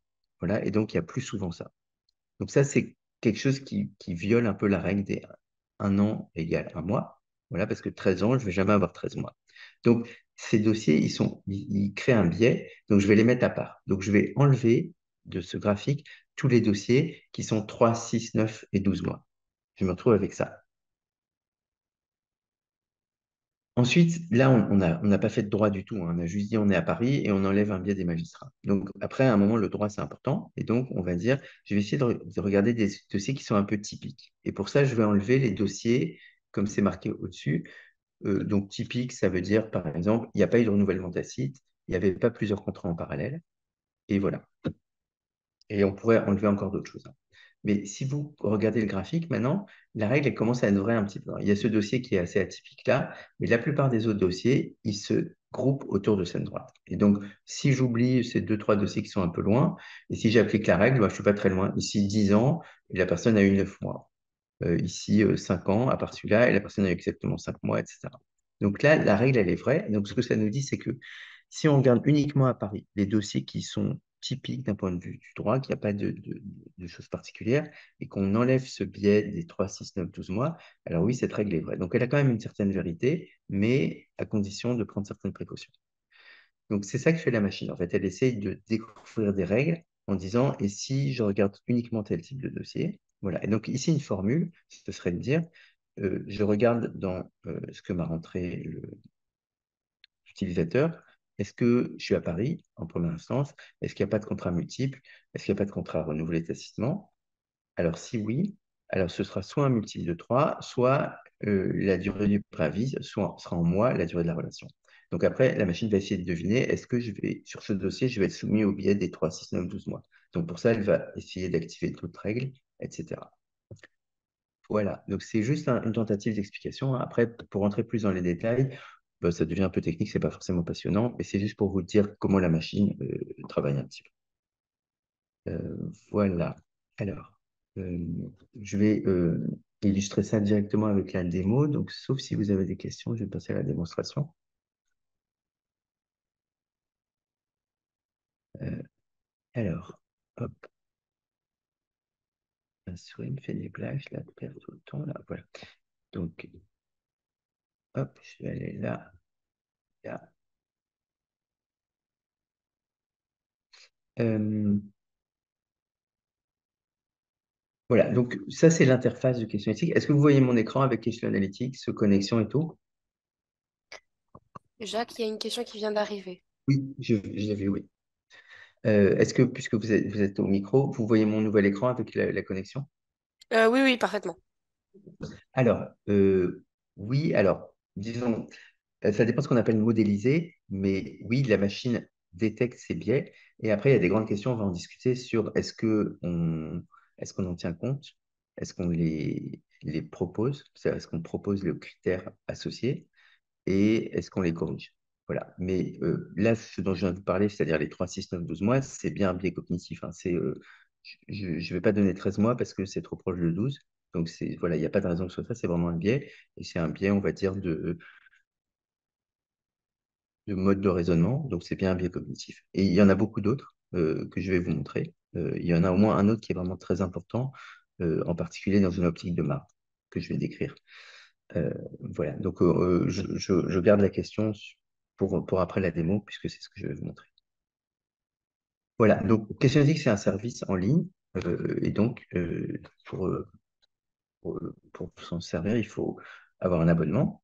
En fait, c'est assez souple, hein. On peut soit avoir un abonnement, soit aussi utiliser à l'acte, hein. Donc, on a pas mal de gens qui l'utilisent Euh, voilà, ils se connectent et ils disent je vais l'utiliser aujourd'hui. Donc ils payent juste pour une requête aujourd'hui. Enfin, c'est pas une requête, c'est un usage pendant 24 heures. Donc il n'y a pas du tout d'engagement. Vous avez une affaire pour laquelle vous voulez consulter Question Analytics, vous activez votre accès de 24 heures et puis ensuite au revoir. Ou alors vous achetez un abonnement pour. Voilà, donc je me connecte. Là, alors moi, comme je travaille chez Question Analytics, j'ai accès à cette interface, mais un utilisateur normal, il va arriver plutôt directement ici. Voilà, je ne vais pas vous faire une démo complète de la plateforme, ce n'est pas le sujet, mais je vous montre quand même un petit peu. Donc ici, on a la liste de tous les domaines qu'on a modélisés. Oups. Euh, voilà, mais je vous en ai déjà parlé. Donc, pardon, excusez-moi, je me suis perdu tout seul. Voilà, là, on a un petit tutoriel pour les gens qui viennent pour la première fois, et puis une liste de questions fréquentes. Voilà. Et ensuite, ce qu'on peut faire, c'est ce qu'on appelle créer une nouvelle requête, donc c'est le cœur du sujet. On peut voir un exemple de requête pour comprendre comment ça marche, et on peut aussi consulter directement la jurisprudence, hein, puisque sur nos domaines, on a analysé pratiquement toutes les décisions d'appel qui sont disponibles. Voilà, donc on n'a pas une base de données qui est énorme, puisqu'on n'a que 30 domaines, mais sur les 30 domaines, si vous vous intéressez à un des 30 domaines qu'on a modélisés, Questionetics vous fournit un outil de recherche de jurisprudence qui est plutôt plus complet que ce que vous pouvez trouver ailleurs, comme je vais le montrer. Voilà, bah, en fait, on peut prendre un exemple, hein. On va faire consulter la jurisprudence. Je vais rester avec la rupture brutale, mais on aurait pu prendre un de ces autres sujets. Voilà, donc chez nous, la jurisprudence se présente comme ça. Vous allez avoir chaque décision est représentée par un disque, et il y a des disques de deux sortes. Il y a ceux qui sont ce qu'on appelle dans la piscine, là, cette zone assurée, qui sont en doré et qui correspondent à des dossiers dans lesquels il n'y a pas eu de condamnation. Et puis après, il y a les disques rouges, qui sont des dossiers dans lesquels il y a eu une condamnation, et la hauteur sur le graphique, c'est-à-dire plus ils sont hauts, plus le montant, donc ici la durée du préavis, a été élevé. Quand je clique sur un disque, j'ai un petit résumé. Voilà, donc la machine vous dit c'est la décision 19, etc. Je suis au tribunal de commerce de Rennes, ensuite à la Cour d'appel de Paris, et comme je l'ai dit, puisque c'est un disque doré, si vous avez 0 mois, il n'y a pas eu de condamnation. Voilà, si je clique sur ce disque, je suis aussi à 0 mois. Là, j'étais à Lyon en première instance. C'était un commerce interentreprise, une relation qui a duré 20 ans, etc. Quand je clique sur un disque rouge, c'est un disque qui a une condamnation. Donc, on vous dit là, c'était 8 mois. Je peux le voir parce que je suis à peu près sur la ligne du 8. J'étais à Marseille en première instance, une relation qui a duré 11 ans. Donc, vous avez un petit résumé de ça. Ensuite, en abscisse, là, c'est-à-dire entre la droite et la gauche, c'est la date, hein. Donc, plus je clique là, plus je remonte en arrière sur les décisions. Et à chaque fois, donc, je vais avoir toutes les décisions avec un petit résumé de la décision. Voilà, je peux accéder à la décision aussi en cliquant sur le lien qui est en bas que je vais vous montrer. Et je peux lire donc la décision, soit sur Julie Libre ou sur Dalloz, sur LexisNexis. Voilà. Ça, c'est toutes les décisions qu'on a, hein. Donc, si je comptais tous les ronds, là, je ne les vois pas tous en même temps, parce que sinon ce serait trop, j'en aurais un petit peu plus de 1700. Mais c'est toutes les décisions. Donc, ensuite, pour faire une recherche, on va dire, bah, il m'intéresse, bah, il n'y a que Paris, en fait, qui m'intéresse. Donc, je vais sélectionner que les décisions de Paris. Normalement, il n'y a que Paris qui est compétente, comme je l'ai dit, mais il se trouve qu'on trouve quand même des dossiers ailleurs, pour une raison que j'ignore. Voilà. Donc là, à Paris, j'en ai en fait 1300. Je vais regarder que puisque c'est le critère le plus important, je vais regarder que les décisions pour lesquelles la durée de la relation était entre 10 et 14 ans, par exemple. Donc, voilà, il m'en reste 250. Voilà, donc elles seront là, je peux les regarder. Donc, j'en ai eu de, de quand, là? J'ai la date quelque part, voilà, du 17 novembre 2021. Là, j'en ai une du 6 novembre 2020, etc.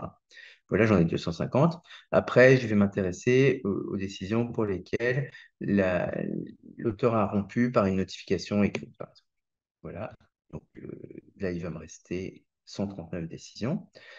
Et puis, je vais regarder les décisions pour lesquelles il y avait un contrat, des dossiers pour lesquels il y avait un contrat, et le contrat prévoyait une durée de préavis de 3 mois. Parce que c'est ce qui m'intéresse et ce que j'ai dans mon dossier. Là, il me reste plus que 15 décisions. Voilà, elles sont là. Euh, donc ici, j'en ai une qui date de 2019, etc. Hein, donc on peut vérifier que j'ai bien une relation qui a duré entre 10 et 14 ans. Au contrat, j'avais 3 mois qui étaient prévus, etc. Voilà, et je vais rajouter un autre critère. Je veux les décisions qui sont où l'auteur est dans le secteur d'activité des activités informatiques. Là, il me reste plus que 2 décisions. Voilà, elles sont là. Une assez vieille, hein, de 2016 et une plus récente de 2018. Voilà. Donc, on peut filtrer de façon assez fine, hein. C'est un système de filtres qui peuvent s'ajouter et donc on peut retrouver exactement les décisions qui nous intéressent. Voilà. Et après, je vais dire, ben, en plus, chez moi, il y avait une exclusivité. Voilà. Donc, c'était une relation exclusive, enregistrée. Et la machine me dit, ben, j'ai 0 décision. Voilà, il y a plus de décision. Donc, c'est ce que j'illustrais tout à l'heure, c'est ce dont je parlais tout à l'heure, j'essaie d'illustrer. Ici, avec ma base où j'avais à peu près 1700, 1800 décisions au début, j'ai rajouté 1, 2, 3, 4, 5, 6 critères et d'exemple de jurisprudence. Hein. Donc, les avocats aiment bien faire ça, essayer de trouver des dossiers qui ressemblent, mais au bout d'un moment de raffinement, ben, on n'a plus de dossier. Voilà. Ici, c'est avec 6. Souvent, c'est, comme je vous l'ai dit, c'est entre 5 et 10. J'ai jamais de cas où en spécifiant 10 critères, je trouve de la jurisprudence. Voilà, donc c'est là que l'intelligence artificielle prend le relais et on va plutôt simuler une décision de justice en se servant des moteurs. Voilà, donc ici, alors en fait, je vais faire quelque chose d'un petit peu différent. Excusez-moi, je vais là. Je vais prendre une requête exemple, c'est juste pour gagner un petit peu de temps. Voilà, donc simuler une décision de justice, ça va vouloir dire euh, remplir toutes les informations qui sont demandées, donc tous les critères qu'on a définis, et ensuite la machine va vous dire, voilà l'éventail des décisions possibles. Donc en général, les formulaires se ressemblent pour tous nos modules. Il y a presque toujours 4 parties qui correspondent à une certaine logique, donc où on est, donc dans quelle juridiction on est, et puis tout ce qui a trait à la procédure. Ensuite, un deuxième volet qui est de quoi on parle, quel est l'objet du litige. Donc, si c'est une relation commerciale, ça aurait pu être un contrat d'agent commercial ou un contrat de franchise, ce qu'on veut. Et ensuite, ben, on va décrire les 2 parties. Donc, ici, la victime présumée de la rupture brutale et l'auteur de cette rupture. Voilà. Donc, on doit remplir des critères pour chacune de ces pages. Certains critères sont obligatoires. La machine ne peut pas statuer sans, et d'autres sont facultatifs. Donc, ici, sur la juridiction, on va dire dans quel tribunal on est en première instance, dans quelle cour d'appel on est. Ça, c'est des critères obligatoires. Et si on veut, on peut raffiner pour la cour d'appel en disant dans quel pôle et dans quelle chambre on est. Là, je ne l'ai pas mis. Et puis, on a aussi des critères facultatifs qui ont trait à l'appel. Donc, l'usage principal, comme je l'ai dit, de Question Analytics, c'est d'éviter d'aller au tribunal et de favoriser donc un mode alternatif de règlement des différends. Ça, c'est l'usage, on va dire, à 60 ou 70%. Voilà. On peut aussi s'en servir pour savoir ce qui va se passer au tribunal en première instance. Voilà. Et donc, par exemple, provisionner, si on risque d'être condamné, provisionner cette condamnation. Et on peut enfin s'en servir pour savoir si on a intérêt à interjeter appel. Donc, on a eu un jugement du tribunal de commerce et on se dit, bah, ce jugement, je trouve qu'il n'est pas très favorable. Est-ce que j'ai intérêt à interjeter appel? Et dans ce cas-là, on va cocher cette case, on va dire, je suis en appel et on va renseigner un petit peu des informations supplémentaires. Donc, qui sera l'appelant? Quelle est la demande en appel? Et qu'est-ce qui a été décidé en première instance? Et là, la machine va vous dire qu'est-ce qui se passerait en appel et en fonction de ce que vous avez eu en première instance, vous verrez si vous avez intérêt, si vous serez mieux traité en appel, si vous avez des chances plutôt d'être mieux traité en appel. Donc, c'est un troisième usage qui est assez fréquent aussi, beaucoup par exemple en droit de la famille, sur les prestations compensatoires et sur la réparation du préjudice corporel. Donc là, je ne vais pas le cocher, mais c'est quelque chose qu'on peut faire. Voilà, donc ça c'est tout pour. C'est pas très fourni la juridiction en général et surtout là-dessus, on a d'autres domaines où on parle par exemple de tas de sujets liés au référé, mais je ne l'ai pas ici. Alors ensuite, on va décrire la relation commerciale. Voilà, donc ça c'est pour vous donner une idée de la profondeur des informations qu'on a analysées, hein. Donc le plus important, c'est la durée de la relation. Comment est-ce que comment ça a été rompu? Donc la plupart du temps, c'est une notification écrite, mais ça peut être une notification orale. Et on peut utiliser des biais, donc une baisse progressive des commandes, voire un arrêt des commandes, une augmentation tarifaire, un appel d'offres, des négociations qui n'ont pas abouti, une modification de la géographie du capital, ça arrive aussi. Et puis d'autres cas, on peut jamais être exhaustif, hein, il y a toujours des dossiers atypiques où ici la rupture a été annoncée d'une autre façon. Donc on a presque toujours dans ces listes déroulantes un autre. Voilà. Et donc évidemment, la réponse sera moins précise dans ces cas, mais on a couvert, on va dire, 95% des cas avec ces possibilités. Donc ici, on avait choisi une notification écrite, ce qui est le plus fréquent. Et puis après, on va donner d'autres détails sur la relation. Donc, est-ce qu'il y avait un contrat ou pas? Donc, s'il n'y a pas de contrat, on s'arrête là. S'il y a un contrat, on va dire est-ce qu'il y avait un contrat cadre ou pas? Est-ce qu'il y avait plusieurs contrats qui couraient en parallèle? Est-ce que le contrat a été reconduit de façon tacite? Et est-ce que dans le contrat, il y avait une durée de préavis qui était prévue? Donc ici, on a mis simplement qu'il y avait des contrats multiples et que le préavis contractuel était de 3 mois. Ensuite, on va donner d'autres détails sur la relation. Par exemple, est-ce que c'était sous exclusivité? Est-ce qu'il y avait des accords interprofessionnels? Est-ce qu'il y a eu une mise en concurrence systématique? Est-ce que le produit était sous marque du distributeur? Est-ce que la relation était dégradée? Voilà. Donc ça permet à la machine d'appréhender un peu ce dossier, comme au juge de prendre sa décision. Voilà. Donc ça, c'est ce qui concerne la relation. Ensuite, on passe à la victime. Alors, un critère obligatoire, c'est la durée du préavis qui est demandé. Alors, assez souvent, on a des clients qui nous disent, par exemple, si on est l'auteur de la rupture, un cas d'usage fréquent, c'est je veux rompre une relation commerciale et donc je ne l'ai pas fait encore, mais je voudrais savoir qu'est-ce qui m'arrive si je la romps. Est-ce que je risque d'être condamné? Et donc, si je suis à ce stade, évidemment, que je suis l'auteur de la rupture ou son avocat, je ne sais pas si j'allais jusqu'au bout de cette rupture, je ne sais pas qu'est-ce que mon fournisseur demanderait. Donc, on nous dit souvent, bah, comment je vais remplir ça alors que je sais pas, j'ai même pas initié la procédure. Donc, la réponse à ça, elle est double. D'abord, nous, on modélise le raisonnement du magistrat. Et donc, quand vous allez voir le magistrat, vous ne pouvez pas aller voir en disant, j'ai subi une rupture, mais je ne vais pas vous dire ce que je demande comme préavis. Parce que dans ce cas-là, le magistrat va vous renvoyer chez vous en disant, bah, si vous ne demandez rien, vous n'aurez rien. Donc, la machine ne peut pas statuer parce qu'elle se met à la place du juge. Si vous n'avez pas de demande, bah, le juge ne prendra pas de décision. Donc, c'est pour ça que c'est un critère obligatoire. La deuxième réponse qui est un peu plus utile, c'est que question éthique, en fait, qu'est-ce que c'est? C'est un petit laboratoire qui vous permet de simuler des décisions. Voilà, vous ne pouvez pas aller devant le juge en disant qu'est-ce qui se passerait si je demandais 10 mois ou 14 mois, ou si j'avais un expert comptable alors que j'en ai pas, ou j'en ai alors que, ou j'en ai pas alors que j'en ai, etc. Vous ne pouvez pas simuler ce qui se passerait. Avec question éthique, vous pouvez, parce que justement, on va simuler les décisions de justice de façon très rapide. Là, ça prend très longtemps parce que je vous explique, mais quelqu'un qui a l'habitude, il traite son dossier en moins de 5 minutes. Voilà, on va pouvoir donc faire plein de simulations en faisant varier des paramètres et en voyant ce qui se passe. Hein, c'est en ça que c'est un outil de modélisation mathématique qui est similaire, si vous voulez, par exemple, aux outils qu'on utilise en épidémiologie, en disant, bah, par exemple, pour l'épidémie de Covid, bah, qu'est-ce qui se passe si j'ai un modèle? Je peux savoir ce qui se passe si je confine les gens ou si je ne les confine pas, si je les oblige à porter un masque ou pas, si je les oblige à se vacciner, etc., etc. Donc, on peut faire plein de simulations et dire, alors, dans ma situation, peut-être que la meilleure solution, c'est de faire un confinement et de demander aux gens de se vacciner ou autre. Là, c'est pareil. On va faire beaucoup de simulations en disant, et qu'est-ce qui se passe si je fais ci ou ça?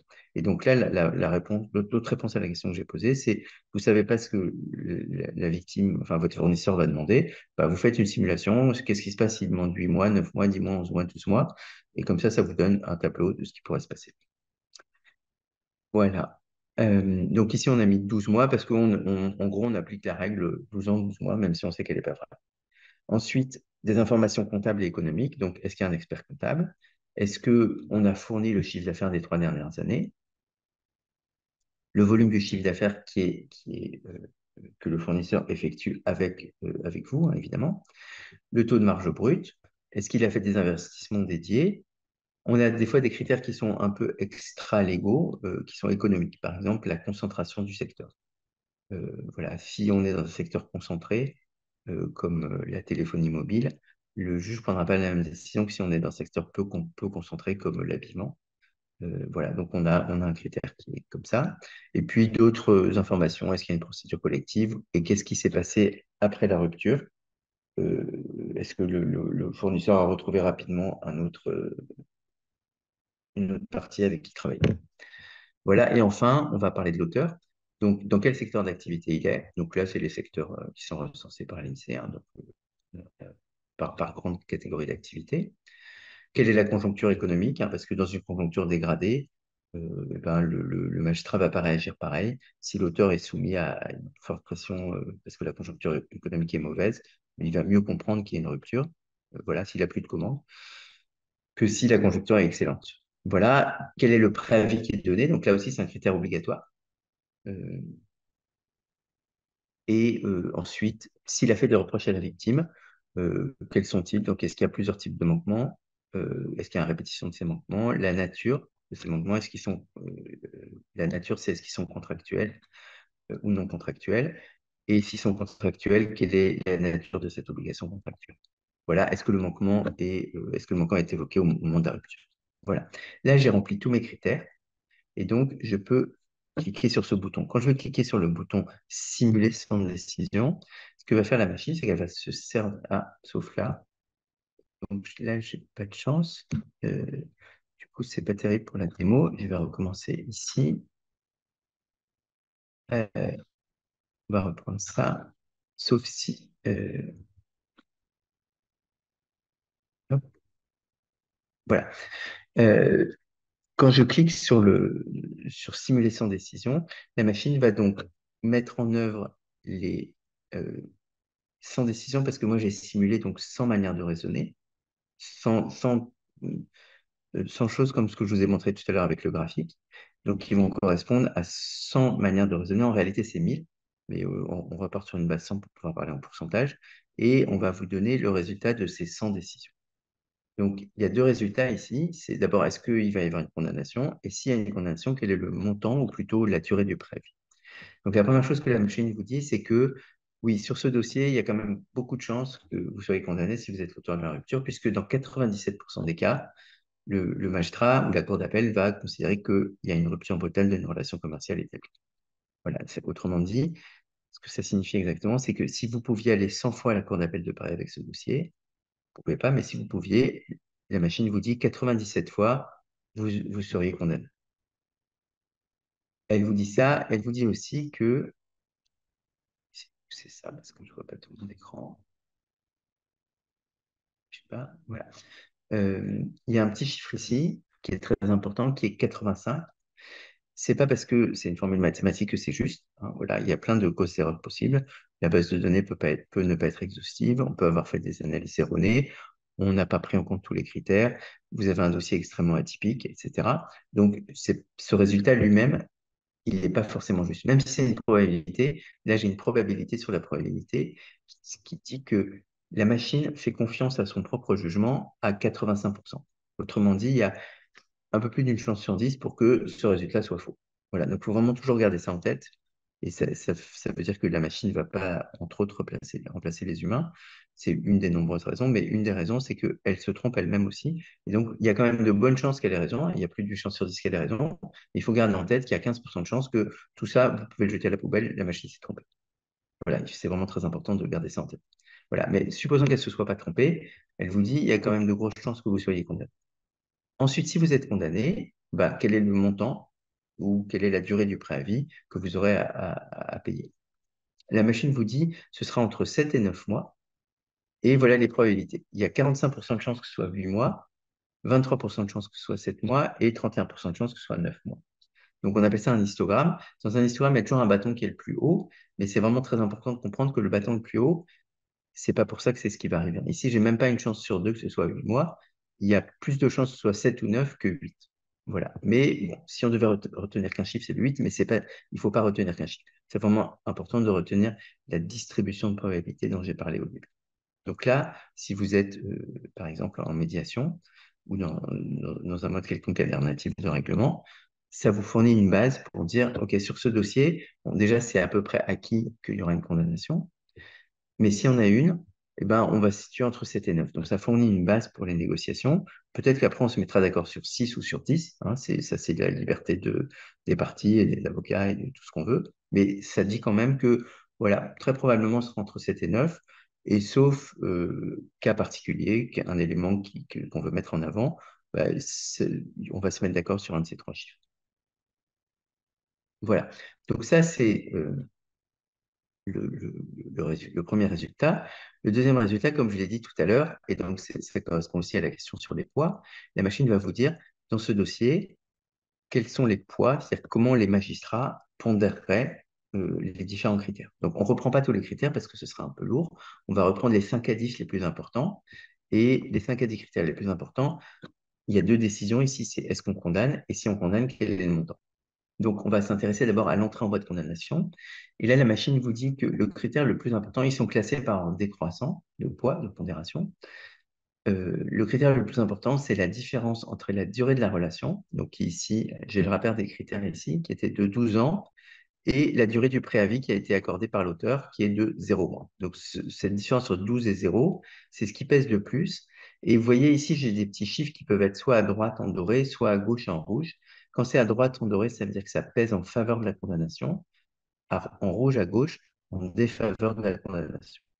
Et le petit chiffre ou l'éloignement, vous voyez ici, je suis plutôt éloigné de ça, et là, je suis plutôt près, ça veut dire que c'est un poids plus fort. Donc ici, c'est un poids moyen de 71%. Voilà, donc ce chiffre en soi, il ne veut rien dire 71%, c'est plutôt en le comparant aux autres. 71%, ça veut dire que c'est 3 fois plus gros que celui-là. Donc cette différence est quelque chose qui a pesé 3 fois plus que la durée de la relation dans le raisonnement des magistrats.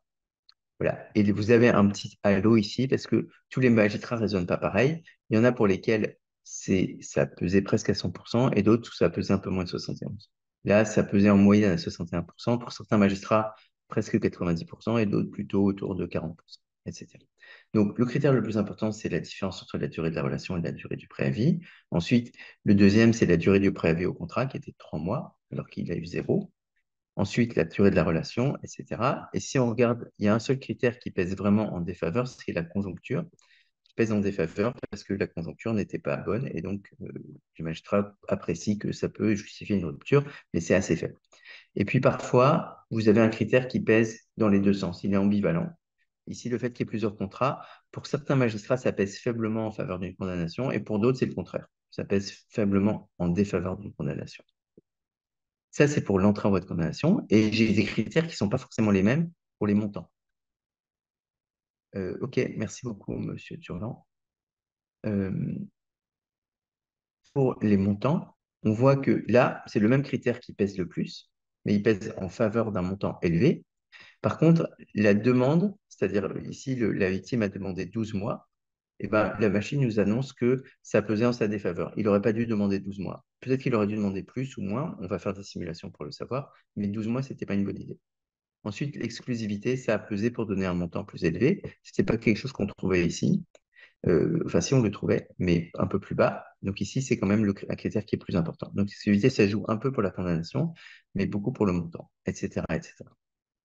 Donc quand on voit ça, un des usages de cette courbe, enfin de ces schémas, c'est si on est l'auteur de la rupture, on se dit, voilà, j'ai un gros risque d'être condamné, et c'est surtout parce qu'il y a une trop grande différence entre ce que je propose et la durée du préavis et la durée de la relation. Donc, je pourrais faire une nouvelle simulation. Donc, c'est ce que je vais faire. Donc, je vais revenir sur l'auteur et on me dit que, en fait, ça, c'est vraiment ce qui pèse le plus. Donc, et je vais essayer peut-être de faire un petit effort. Je vais proposer peut-être 3 mois de préavis au lieu de proposer 0. 3 mois, c'est ce qui est prévu au contrat. Ça devrait diminuer mon risque de condamnation. Donc, je refais une simulation. Voilà, donc comme vous voyez, c'est assez rapide, hein. La machine me dit, maintenant, mon risque de condamnation, c'est plutôt 83%. Bon, c'est déjà un petit peu mieux, parce que tout à l'heure, c'était 97, mais 83, c'est encore assez élevé. Donc, est-ce que je peux aller un peu plus loin? Bon, admettons, il y avait quand même une relation de 12 ans, je vais pousser jusqu'à 5 mois. Voilà. Donc, je resimule mes décisions. Et cette fois-ci, la machine me dit, bah, il n'y a plus que 45% de chances d'être condamné, donc un peu moins d'une chance sur deux. Voilà. Donc là, évidemment, ce n'est pas une décision de la machine de question éthique, c'est une décision de l'avocat et de son client. Est-ce que je donne 0 mois, je suis presque sûr d'être condamné. Est-ce que je pousse jusqu'à 4 mois, j'ai quand même 8 chances sur 6 d'être condamné, ou jusqu'à 5 mois, et là, quand même, mon risque de condamnation n'est que de un peu moins d'une chance sur deux. Voilà, donc c'est apprécié en fonction de différents éléments qui ne sont pas donnés du tout par la machine, mais c'est une information importante. Et si on veut aller sur un mode alternatif, on peut aussi s'appuyer sur ce raisonnement. on commence à négocier avec zéro. Et puis, quand on fait cette simulation, on peut dire, bah, vous voyez, si je passe jusqu'à 5 mois, là, du coup, j'ai plus qu'une chance sur deux d'être condamné. Peut-être que c'est une bonne base pour négocier. Voilà. Et on peut jouer comme ça sur tous les critères. Là, je vous ai montré simplement avec la durée enfin, la durée qui est proposée par l'auteur, mais on peut jouer sur tous les critères. Euh, voilà. Euh, Ça, c'est pour la motivation. On vous donne aussi des statistiques, hein. Je vais passer rapidement dessus. Euh, voilà, donc on dit par exemple qu'à Paris, en moyenne, il y a eu une fois sur deux des condamnations. La durée en première instance, c'est 18 mois et la durée en appel, c'est 28 mois. Donc ça, c'est quelque chose qui est important pour favoriser des modes alternatifs. Enfin, ici, j'ai plutôt une courbe sur en fonction de l'année, sur la durée en première instance. Voilà, en 2011, c'était autour de 30 mois. Là, on est descendu à 20 mois. La durée en appel, c'est autour de 30 mois en ce moment. Voilà, donc ça, c'est souvent un argument qui fait mouche pour inciter les gens à faire un mode alternatif de règlement des différends, puisqu'on leur dit, bah, sinon, vous partez pour 2 ans et demi. Euh, voilà. Je vais garder un petit peu de temps peut-être pour une discussion. Je voudrais juste vous montrer une dernière chose. Euh, Voilà, je pense que je ne comprends pas pourquoi je suis revenu là, mais c'est pas grave. Voilà, je voudrais vous montrer juste ce graphique.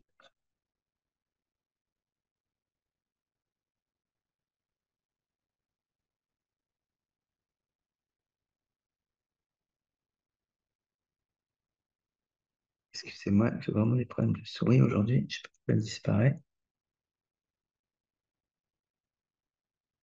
Ah,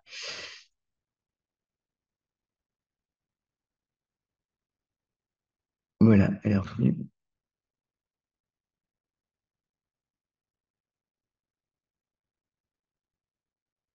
Euh, voilà, vous voyez, j'espère ce graphique-là, où il y a une sorte de courbe un petit peu bizarre en bleu.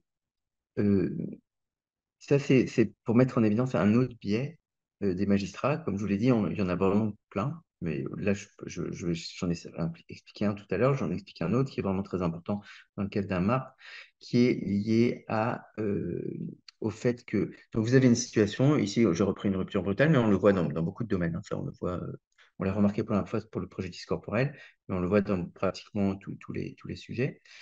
Normalement, vous avez une situation objective. Donc, pour la rupture brutale, on a pris un dossier assez détaillé. Et en principe, le juge peut dire, bah, sur ce type de dossier, ça mérite 5 mois de préavis, 8 mois de préavis, etc. Et normalement, indépendamment de la demande et de la proposition.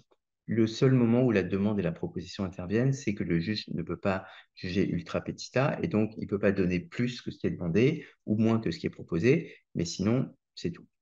Or, on s'aperçoit qu'il y a un biais assez fort lié à la proposition du défendeur. En un mot, ce biais, c'est que si la personne qui arrive en défense fait une proposition qui est vraiment déraisonnable parce qu'elle est trop faible, eh ben, ce n'est pas dans son intérêt. Le magistrat va souvent le condamner à payer plus que s'il avait fait une proposition raisonnable. Voilà, ici j'ai fait une petite expérience où j'ai pris un dossier qui ressemble un peu à celui que je vous ai montré là, qui était légèrement différent, et je regarde à combien l'auteur est condamné en fonction de la durée que lui propose. Voilà, donc là ici, la victime demandait euh, 10 mois, et l'auteur, donc, il pouvait proposer n'importe quoi entre 0 et 9, hein, parce que s'il propose 10, bah, va pas au tribunal parce qu'il donne ce que la victime a demandé, mais il peut proposer 0 mois, 1 mois, 2 mois, 3 mois, jusqu'à 9 mois. Voilà, et ici, je mets le montant moyen auquel il est condamné en fonction de sa proposition. Donc, ce qu'on voit, c'est que s'il propose 0 mois, il est condamné typiquement à 9 mois, à donner 9 mois. S'il propose 1 mois, ça diminue un peu. 2 mois, ça diminue encore. Et s'il propose 4 ou 5 mois, il va payer en moyenne que 7 mois de préavis. Et puis après, ça remonte parce que de toute façon, il faut qu'il paye au moins ce qu'il a proposé. Donc cet effet qu'on appelle un sourire, parce que c'est un petit peu une forme de sourire, et puis c'est un phénomène qui est connu en finance, que j'ai appelé sourire d'indemnisation, dit que si vous arrivez en défense, vous avez intérêt à faire une proposition raisonnable, en l'espèce sur ce dossier précis. Si vous proposez 7 mois, si vous proposez pardon, 4 ou 5 mois, vous allez être condamné à 7 mois, alors que si vous aviez proposé 0, vous serez condamné à 9 mois. Il n'y a pas vraiment de raison objective à ça, c'est un biais qui fait que les magistrats vont avoir tendance à condamner plus si vous faites une proposition raisonnable, déraisonnable. Ça, on en a discuté avec des magistrats et avec un grand nombre de magistrats. Et on a trois catégories de magistrats dans notre échantillon. Il y en a un tiers qui vont nous dire oui, effectivement, moi, ça m'énerve si une des parties est de mauvaise foi. Ça peut être aussi bien le demandeur qui demanderait trop. Et donc, je vais taper un peu plus fort. Il y a une autre partie, un autre tiers qui nous dit, bah, en fait, si l'auteur fait une proposition qui est manifestement déraisonnable, en fait, je ne vais pas en tenir compte et naturellement, je vais être amené à me rapprocher de la proposition parce qu'elle est plus raisonnable. Donc, c'est ça qui explique ce biais. Et puis, on a un tiers des magistrats qui nous dit, bah non, non, moi, je ne suis pas soumis à ça. Et donc, ça ne se voit pas sur cette cour, mais parce que c'est une cour moyenne. euh, et donc, il n'y a pas le raisonnement de tous les magistrats. Je crois que j'en ai une autre ici où je l'ai fait sur le préjudice corporel. Voilà. Donc, j'ai le même sourire. Et ça, c'est le comportement typique des magistrats. Mais on voit qu'il y a une partie des magistrats qui ne sont pas soumis à ce biais. Voilà, c'est la courbe rouge. Donc, ce n'est pas le cas de tous, mais en moyenne, c'est ce qui arrive. Euh, voilà. Euh, et donc, je voulais juste vous quitter là-dessus. J'ai mentionné une expérience qui a été menée. Donc, ce que j'ai dit tout à l'heure, c'est que dans l'idéal, on aimerait bien aller euh, avec un dossier devant des magistrats plein de fois et voir mesurer cet aléa. Donc ça, c'est nous quelque chose qu'on fait très souvent. Donc quand on faisait les formations à l'ENM, on présentait un dossier et on avait devant nous une trentaine de conseillers de cour d'appel. On leur disait qu'est-ce que vous décidez sur ce dossier. Et ils ne décidaient pas tous la même chose. Donc évidemment, ce n'est pas totalement réaliste parce qu'il n'y a pas les plaidoiries des avocats, on n'est pas au tribunal, etc. Mais on avait un dossier quand même très précis. Et donc on pouvait mesurer qu'il y avait une disparité des décisions et on la comparait à ce que faisait Question Analytics. Mais il y a une expérience à beaucoup plus grande échelle qui a été menée par Étienne Vergès, qui est un professeur de droit à Grenoble. Et donc, il a soumis un dossier très détaillé, avec les pièces des avocats et tout, de prestations compensatoires à plusieurs centaines de magistrats. C'est une expérience qui a duré 3 ans. Et ensuite, il leur a demandé qu'est-ce qu'ils décidaient. Donc là encore, il n'y avait pas les plaidoiries, mais il y avait quand même euh, quelque chose d'assez réaliste. Et il a mesuré qu'il y avait une certaine disparité, mais surtout, il a mesuré ce qui se passait quand on donnait aux magistrats Question Analytics. Donc, on avait la moitié des magistrats qui avaient Question Analytics et l'autre moitié qui ne l'avaient pas. Voilà, donc le résultat, c'est ça. Euh, voilà, on peut le voir ici. Donc, selon Question Analytics, la prestation compensatoire, ici c'est une prestation compensatoire, ça allait entre 30 000 et 53 000 euros avec une moyenne à 40 000. Les magistrats qui n'avaient pas accès à Question éthique, ils donnaient en moyenne 31 000 euros.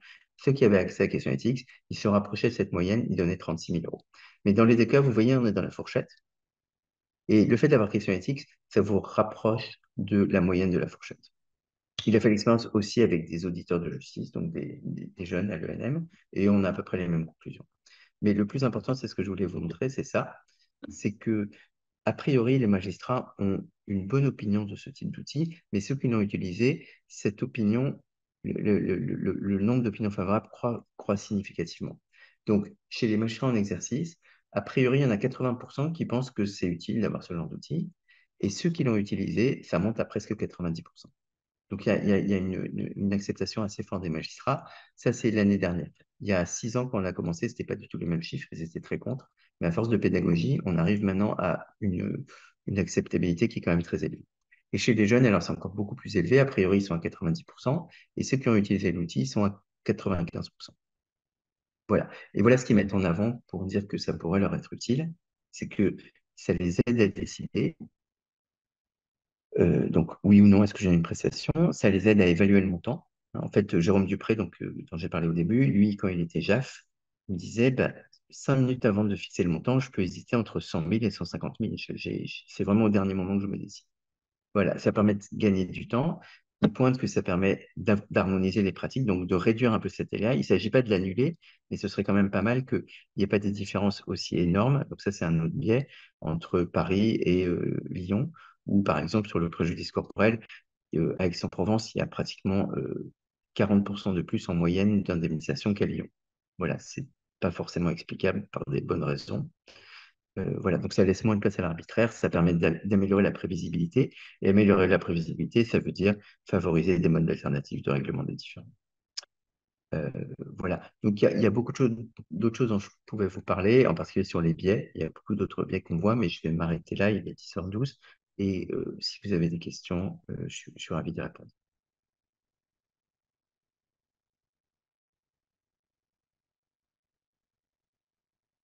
Alors, merci pour votre appréciation, Monsieur Danton. Euh, voilà, donc sur la page de questions éthiques, vous pouvez aller voir soit des webinaires ou des témoignages de nos clients. Comme j'ai dit, il y a beaucoup de gens qui l'utilisent dans des modes alternatifs. Et donc, ils vont s'asseoir, c'est vraiment très intéressant, ils vont s'asseoir avec la partie adverse, avec Question Analytics. Assez souvent, les deux parties ont Question Analytics. Et d'ailleurs, beaucoup de clients, on les a parce que la partie adverse avec Question Analytics, et donc ils veulent en disposer ici. Donc, la première chose qui est intéressante, c'est que quand ils ont tous les deux Question Analytics, si vous remplissez le formulaire de la même manière, vous avez les mêmes résultats, évidemment, c'est un outil mathématique. Mais eux, ils arrivent et ils n'ont pas les mêmes résultats. Pourquoi? Parce qu'ils n'ont pas rempli le formulaire de la même façon. Et donc, ça permet de pointer tout de suite les points de désaccord sur le dossier. Donc, par exemple, sur une rupture brutale, l'auteur va dire la relation a duré 12 ans, mais la victime va dire non, en fait, elle a duré 14 ans parce que les 2 premières années, je compte ça dans la relation parce qu'on avait telle et telle chose. Et donc, on voit tout de suite où on n'est pas d'accord et donc ça permet d'engager la discussion. Voilà, comme une sorte de checklist qui est flow. Donc, on a pris en compte tous les critères importants. On voit là où on a des points de désaccord déjà sur la matérialité des faits. Donc, ça permet déjà d'engager la discussion. Ensuite, une fois qu'on s'est mis d'accord là-dessus, on voit le résultat. Et bon, si on est sûr qu'on va être condamné, ben, on ne commence pas à discuter là-dessus, on commence à discuter sur les montants. Et cette fourchette va permettre de poser la discussion, hein. Parce que souvent, les avocats nous disent, ben, moi, mon client, il arrive avec des prétentions qui sont totalement déraisonnables. J'ai du mal à lui faire entendre que peut-être que dans les séries américaines, pour une prestation compensatoire, vous pouvez obtenir 2 millions, mais en France, ce n'est pas le cas du tout. Et donc, on va plutôt partir sur ces bases-là. Donc, ça permet déjà de cadrer les parties et aussi d'éviter un peu de mauvaise foi pour des gens qui ne veulent pas payer assez. Voilà. Et après, ça ne veut pas dire qu'on va rester dans la fourchette qui est donnée par Question Analytics. Ça permet de dire, voilà ce qui se passe typiquement. Donc, on peut commencer à discuter là-dessus. Peut-être qu'il y a des bonnes raisons d'aller plus loin ou pas, ou alors de rester dans la typicité de ce que propose Question Analytics, donc par exemple le battant plus haut. Cette suite pourrait être euh, oui, alors, est-ce que vous pouvez préciser un petit peu? Alors, moi, ce que j'ai en tête par rapport à ça, c'est que des fois, là, ce que je vous ai montré sur la rupture brutale, on avait juste 7, 8 et 9 mois, c'était assez groupé. Donc, ça peut favoriser des négociations parce qu'on part déjà sur une base assez restreinte. Et en fait, c'est aussi très intéressant dans le cas inverse. Des fois, on va avoir des distributions très étalées. Donc, je vais avoir aucun pic qui va être plus gros que les autres. Je vais avoir mais peut-être 10 pics qui sont tous à la même hauteur, 10 bâtons qui sont à la même hauteur. Et ça va aller, mettons, pour des montants de, je sais pas, de 50 000 à 300 000 euros. Et la machine vous dit, bah, les probabilités que ce soit 50 000 ou 300 000, c'est les mêmes. Ça peut être vraiment n'importe quoi là-dedans. Ça, c'est encore mieux en fait pour une médiation parce que vous pouvez expliquer aux parties que bah, on va aller au procès, peut-être en appel, on en a pour 3 ans, et il y a un aléa énorme parce que ça peut aller du simple au sextuple, et la machine n'est pas capable de vous dire que ça va être 50 000 ou 300 000. Donc vous avez un aléa énorme. Donc c'est peut-être mieux de se mettre d'accord tout de suite en essayant de discuter, parce que sinon les deux parties sont soumises à un très très gros aléa et donc prennent un gros risque, et en plus ça va durer pendant longtemps. Voilà, donc ça, on l'a entendu. C'est que pour moi, au début, j'étais un peu déçu de voir des cas où la machine n'est pas capable de vraiment prédire quelque chose d'utile, mais au contraire, les avocats nous disent, ben, au contraire, ça montre qu'il y a un énorme aléa et donc on a intérêt plutôt à négocier. Oui, pour la question sur est-ce que il y a un accord, oui, là vous pouvez regarder les témoignages qui sont sur le site de Question Analytics. Les gens montrent que quand ils ont Question Analytics, pratiquement toujours ils arrivent à obtenir un accord parce qu'en particulier ça dépassionne les débats. On a un outil qui est objectif, on garde la marge d'erreur, hein, donc on insiste toujours sur le fait que typiquement c'est entre 80 et 90%, donc ça laisse de la respiration, mais on a quand même des chiffres objectifs, donc ça permet oui, souvent de dépassionner les débats. Euh, donc voilà pour la dernière question. Une question de. Alors, comme je l'ai dit, alors, je ne crois pas que ce serait utile dans un cas de pur droit, mais par contre, excusez-moi pour l'interruption, euh, le fait que ce soit des chiffres, ça, c'est pas. Je ne vous ai pas montré des cas où il n'y avait pas de chiffres, mais voilà, sur les sanctions disciplinaires, comment les gens l'utilisent, c'est que on a une administration, on veut sanctionner un agent qui a commis des fautes, et on se demande si on va lui donner un avertissement, un blâme ou quelque chose de plus sérieux. Donc, on fait tourner la machine et la machine va vous dire, bah, si vous donnez un avertissement, aucune cour d'appel ne va annuler cette sanction. Si vous donnez un blâme, il y a 10% de chances que votre sanction soit annulée. Et si vous mettez une révocation, bah, il y a 90% de chances que soit annulée. Donc la machine va vous dire quel est le bon niveau de sanction, c'est-à-dire la sanction la plus élevée qui a très peu de chances d'être annulée. Voilà, donc on n'a pas besoin de chiffres, mais par contre, une pure question de droit, non, je ne suis pas sûr, mais peut-être que j'ai mal compris la question.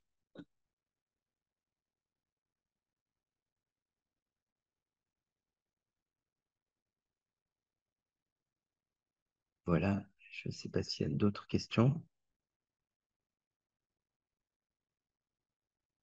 Euh, alors, les cas où ça marche pas, c'est soit j'ai vraiment trop peu de jurisprudence, donc la machine ne peut pas apprendre, soit je n'ai pas d'aléa. Il y a des situations où si on a caractérisé suffisamment son dossier, bah, il n'y a pas tellement de questions. Donc là, ça sert à rien. Sinon, on n'a pas eu d'échec, hein. Tous les modules auxquels on s'est intéressé, en ayant vérifié a priori qu'il y avait un aléa et qu'on avait suffisamment de jurisprudence, voilà. S'il y a eu un cas quand même où, quand on a essayé de voir le nombre de critères qui étaient nécessaires, ça se comptait en centaines, et là, du coup, ça devient impraticable. On peut demander aux gens de remplir 50 ou 80 critères, mais au-delà, ça devient impossible. Oui, pour la question de M. Cuperlier, oui, alors, si vous prenez un abonnement, vous avez droit à une formation, donc on vous forme, on fait des sessions de formation. Et si vous prenez à la requête, c'est-à-dire un usage pour un jour, la première fois que vous le faites, on vous forme, on vous accompagne aussi pendant 1 heure. On fait la première requête avec vous pendant 1 heure, et ensuite vous avez tout le reste de la journée pour l'utiliser tout seul. Et si vous revenez, ce qu'on espère, eh ben, la deuxième fois, vous n'aurez pas droit à cette formation puisqu'on vous a déjà fait une formation. Voilà. Mais en cas d'abonnement, vous avez droit non seulement à une formation, mais ensuite vous pouvez poser des questions et on vous répond. Je ne l'ai pas montré, mais sur l'application, on a un chat qui est pas un chatbot, hein, c'est nos juristes qui sont de l'autre côté. On vous répond en général en 10 minutes. Euh, voilà, donc on essaye de. Voilà, parce que c'est des outils assez nouveaux, donc on est conscient que c'est pas vraiment évident de s'en servir. Euh, alors, oui, la dimension émotionnelle. Alors, on prend en compte la dimension émotionnelle pas en mode alternatif, simplement dans la distribution. Cette distribution reflète en particulier la dimension émotionnelle.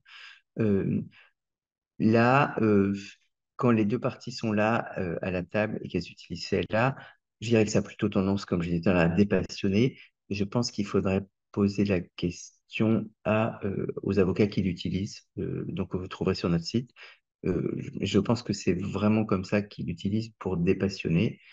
euh, voilà, dans des domaines, voilà, par exemple en droit social, même en rupture brutale en relation commerciale ou établie, mais beaucoup aussi en droit de la famille, pour une prestation constatant où il y a beaucoup d'affect. Voilà, je suis pas sûr que ça réponde vraiment à votre question. Là, il faudrait peut-être plutôt demander aux gens qui l'utilisent au jour le jour, donc aux avocats qui l'utilisent au jour le jour. Voilà, mais certainement, ça aide à objectiver et à calmer les patients.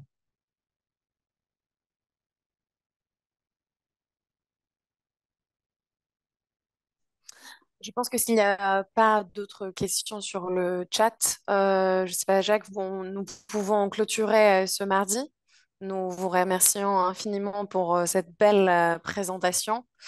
Il y a eu pas mal d'interactions et ça avait l'air d'être très intéressant pour tout le monde, pour tous les participants. Donc, merci encore une fois et je vous dis à la prochaine fois peut-être. Merci beaucoup pour m'avoir invité et merci à tous les participants pour les nombreuses questions et pertinentes questions. Voilà. Merci tout le monde. Bonne journée. Merci.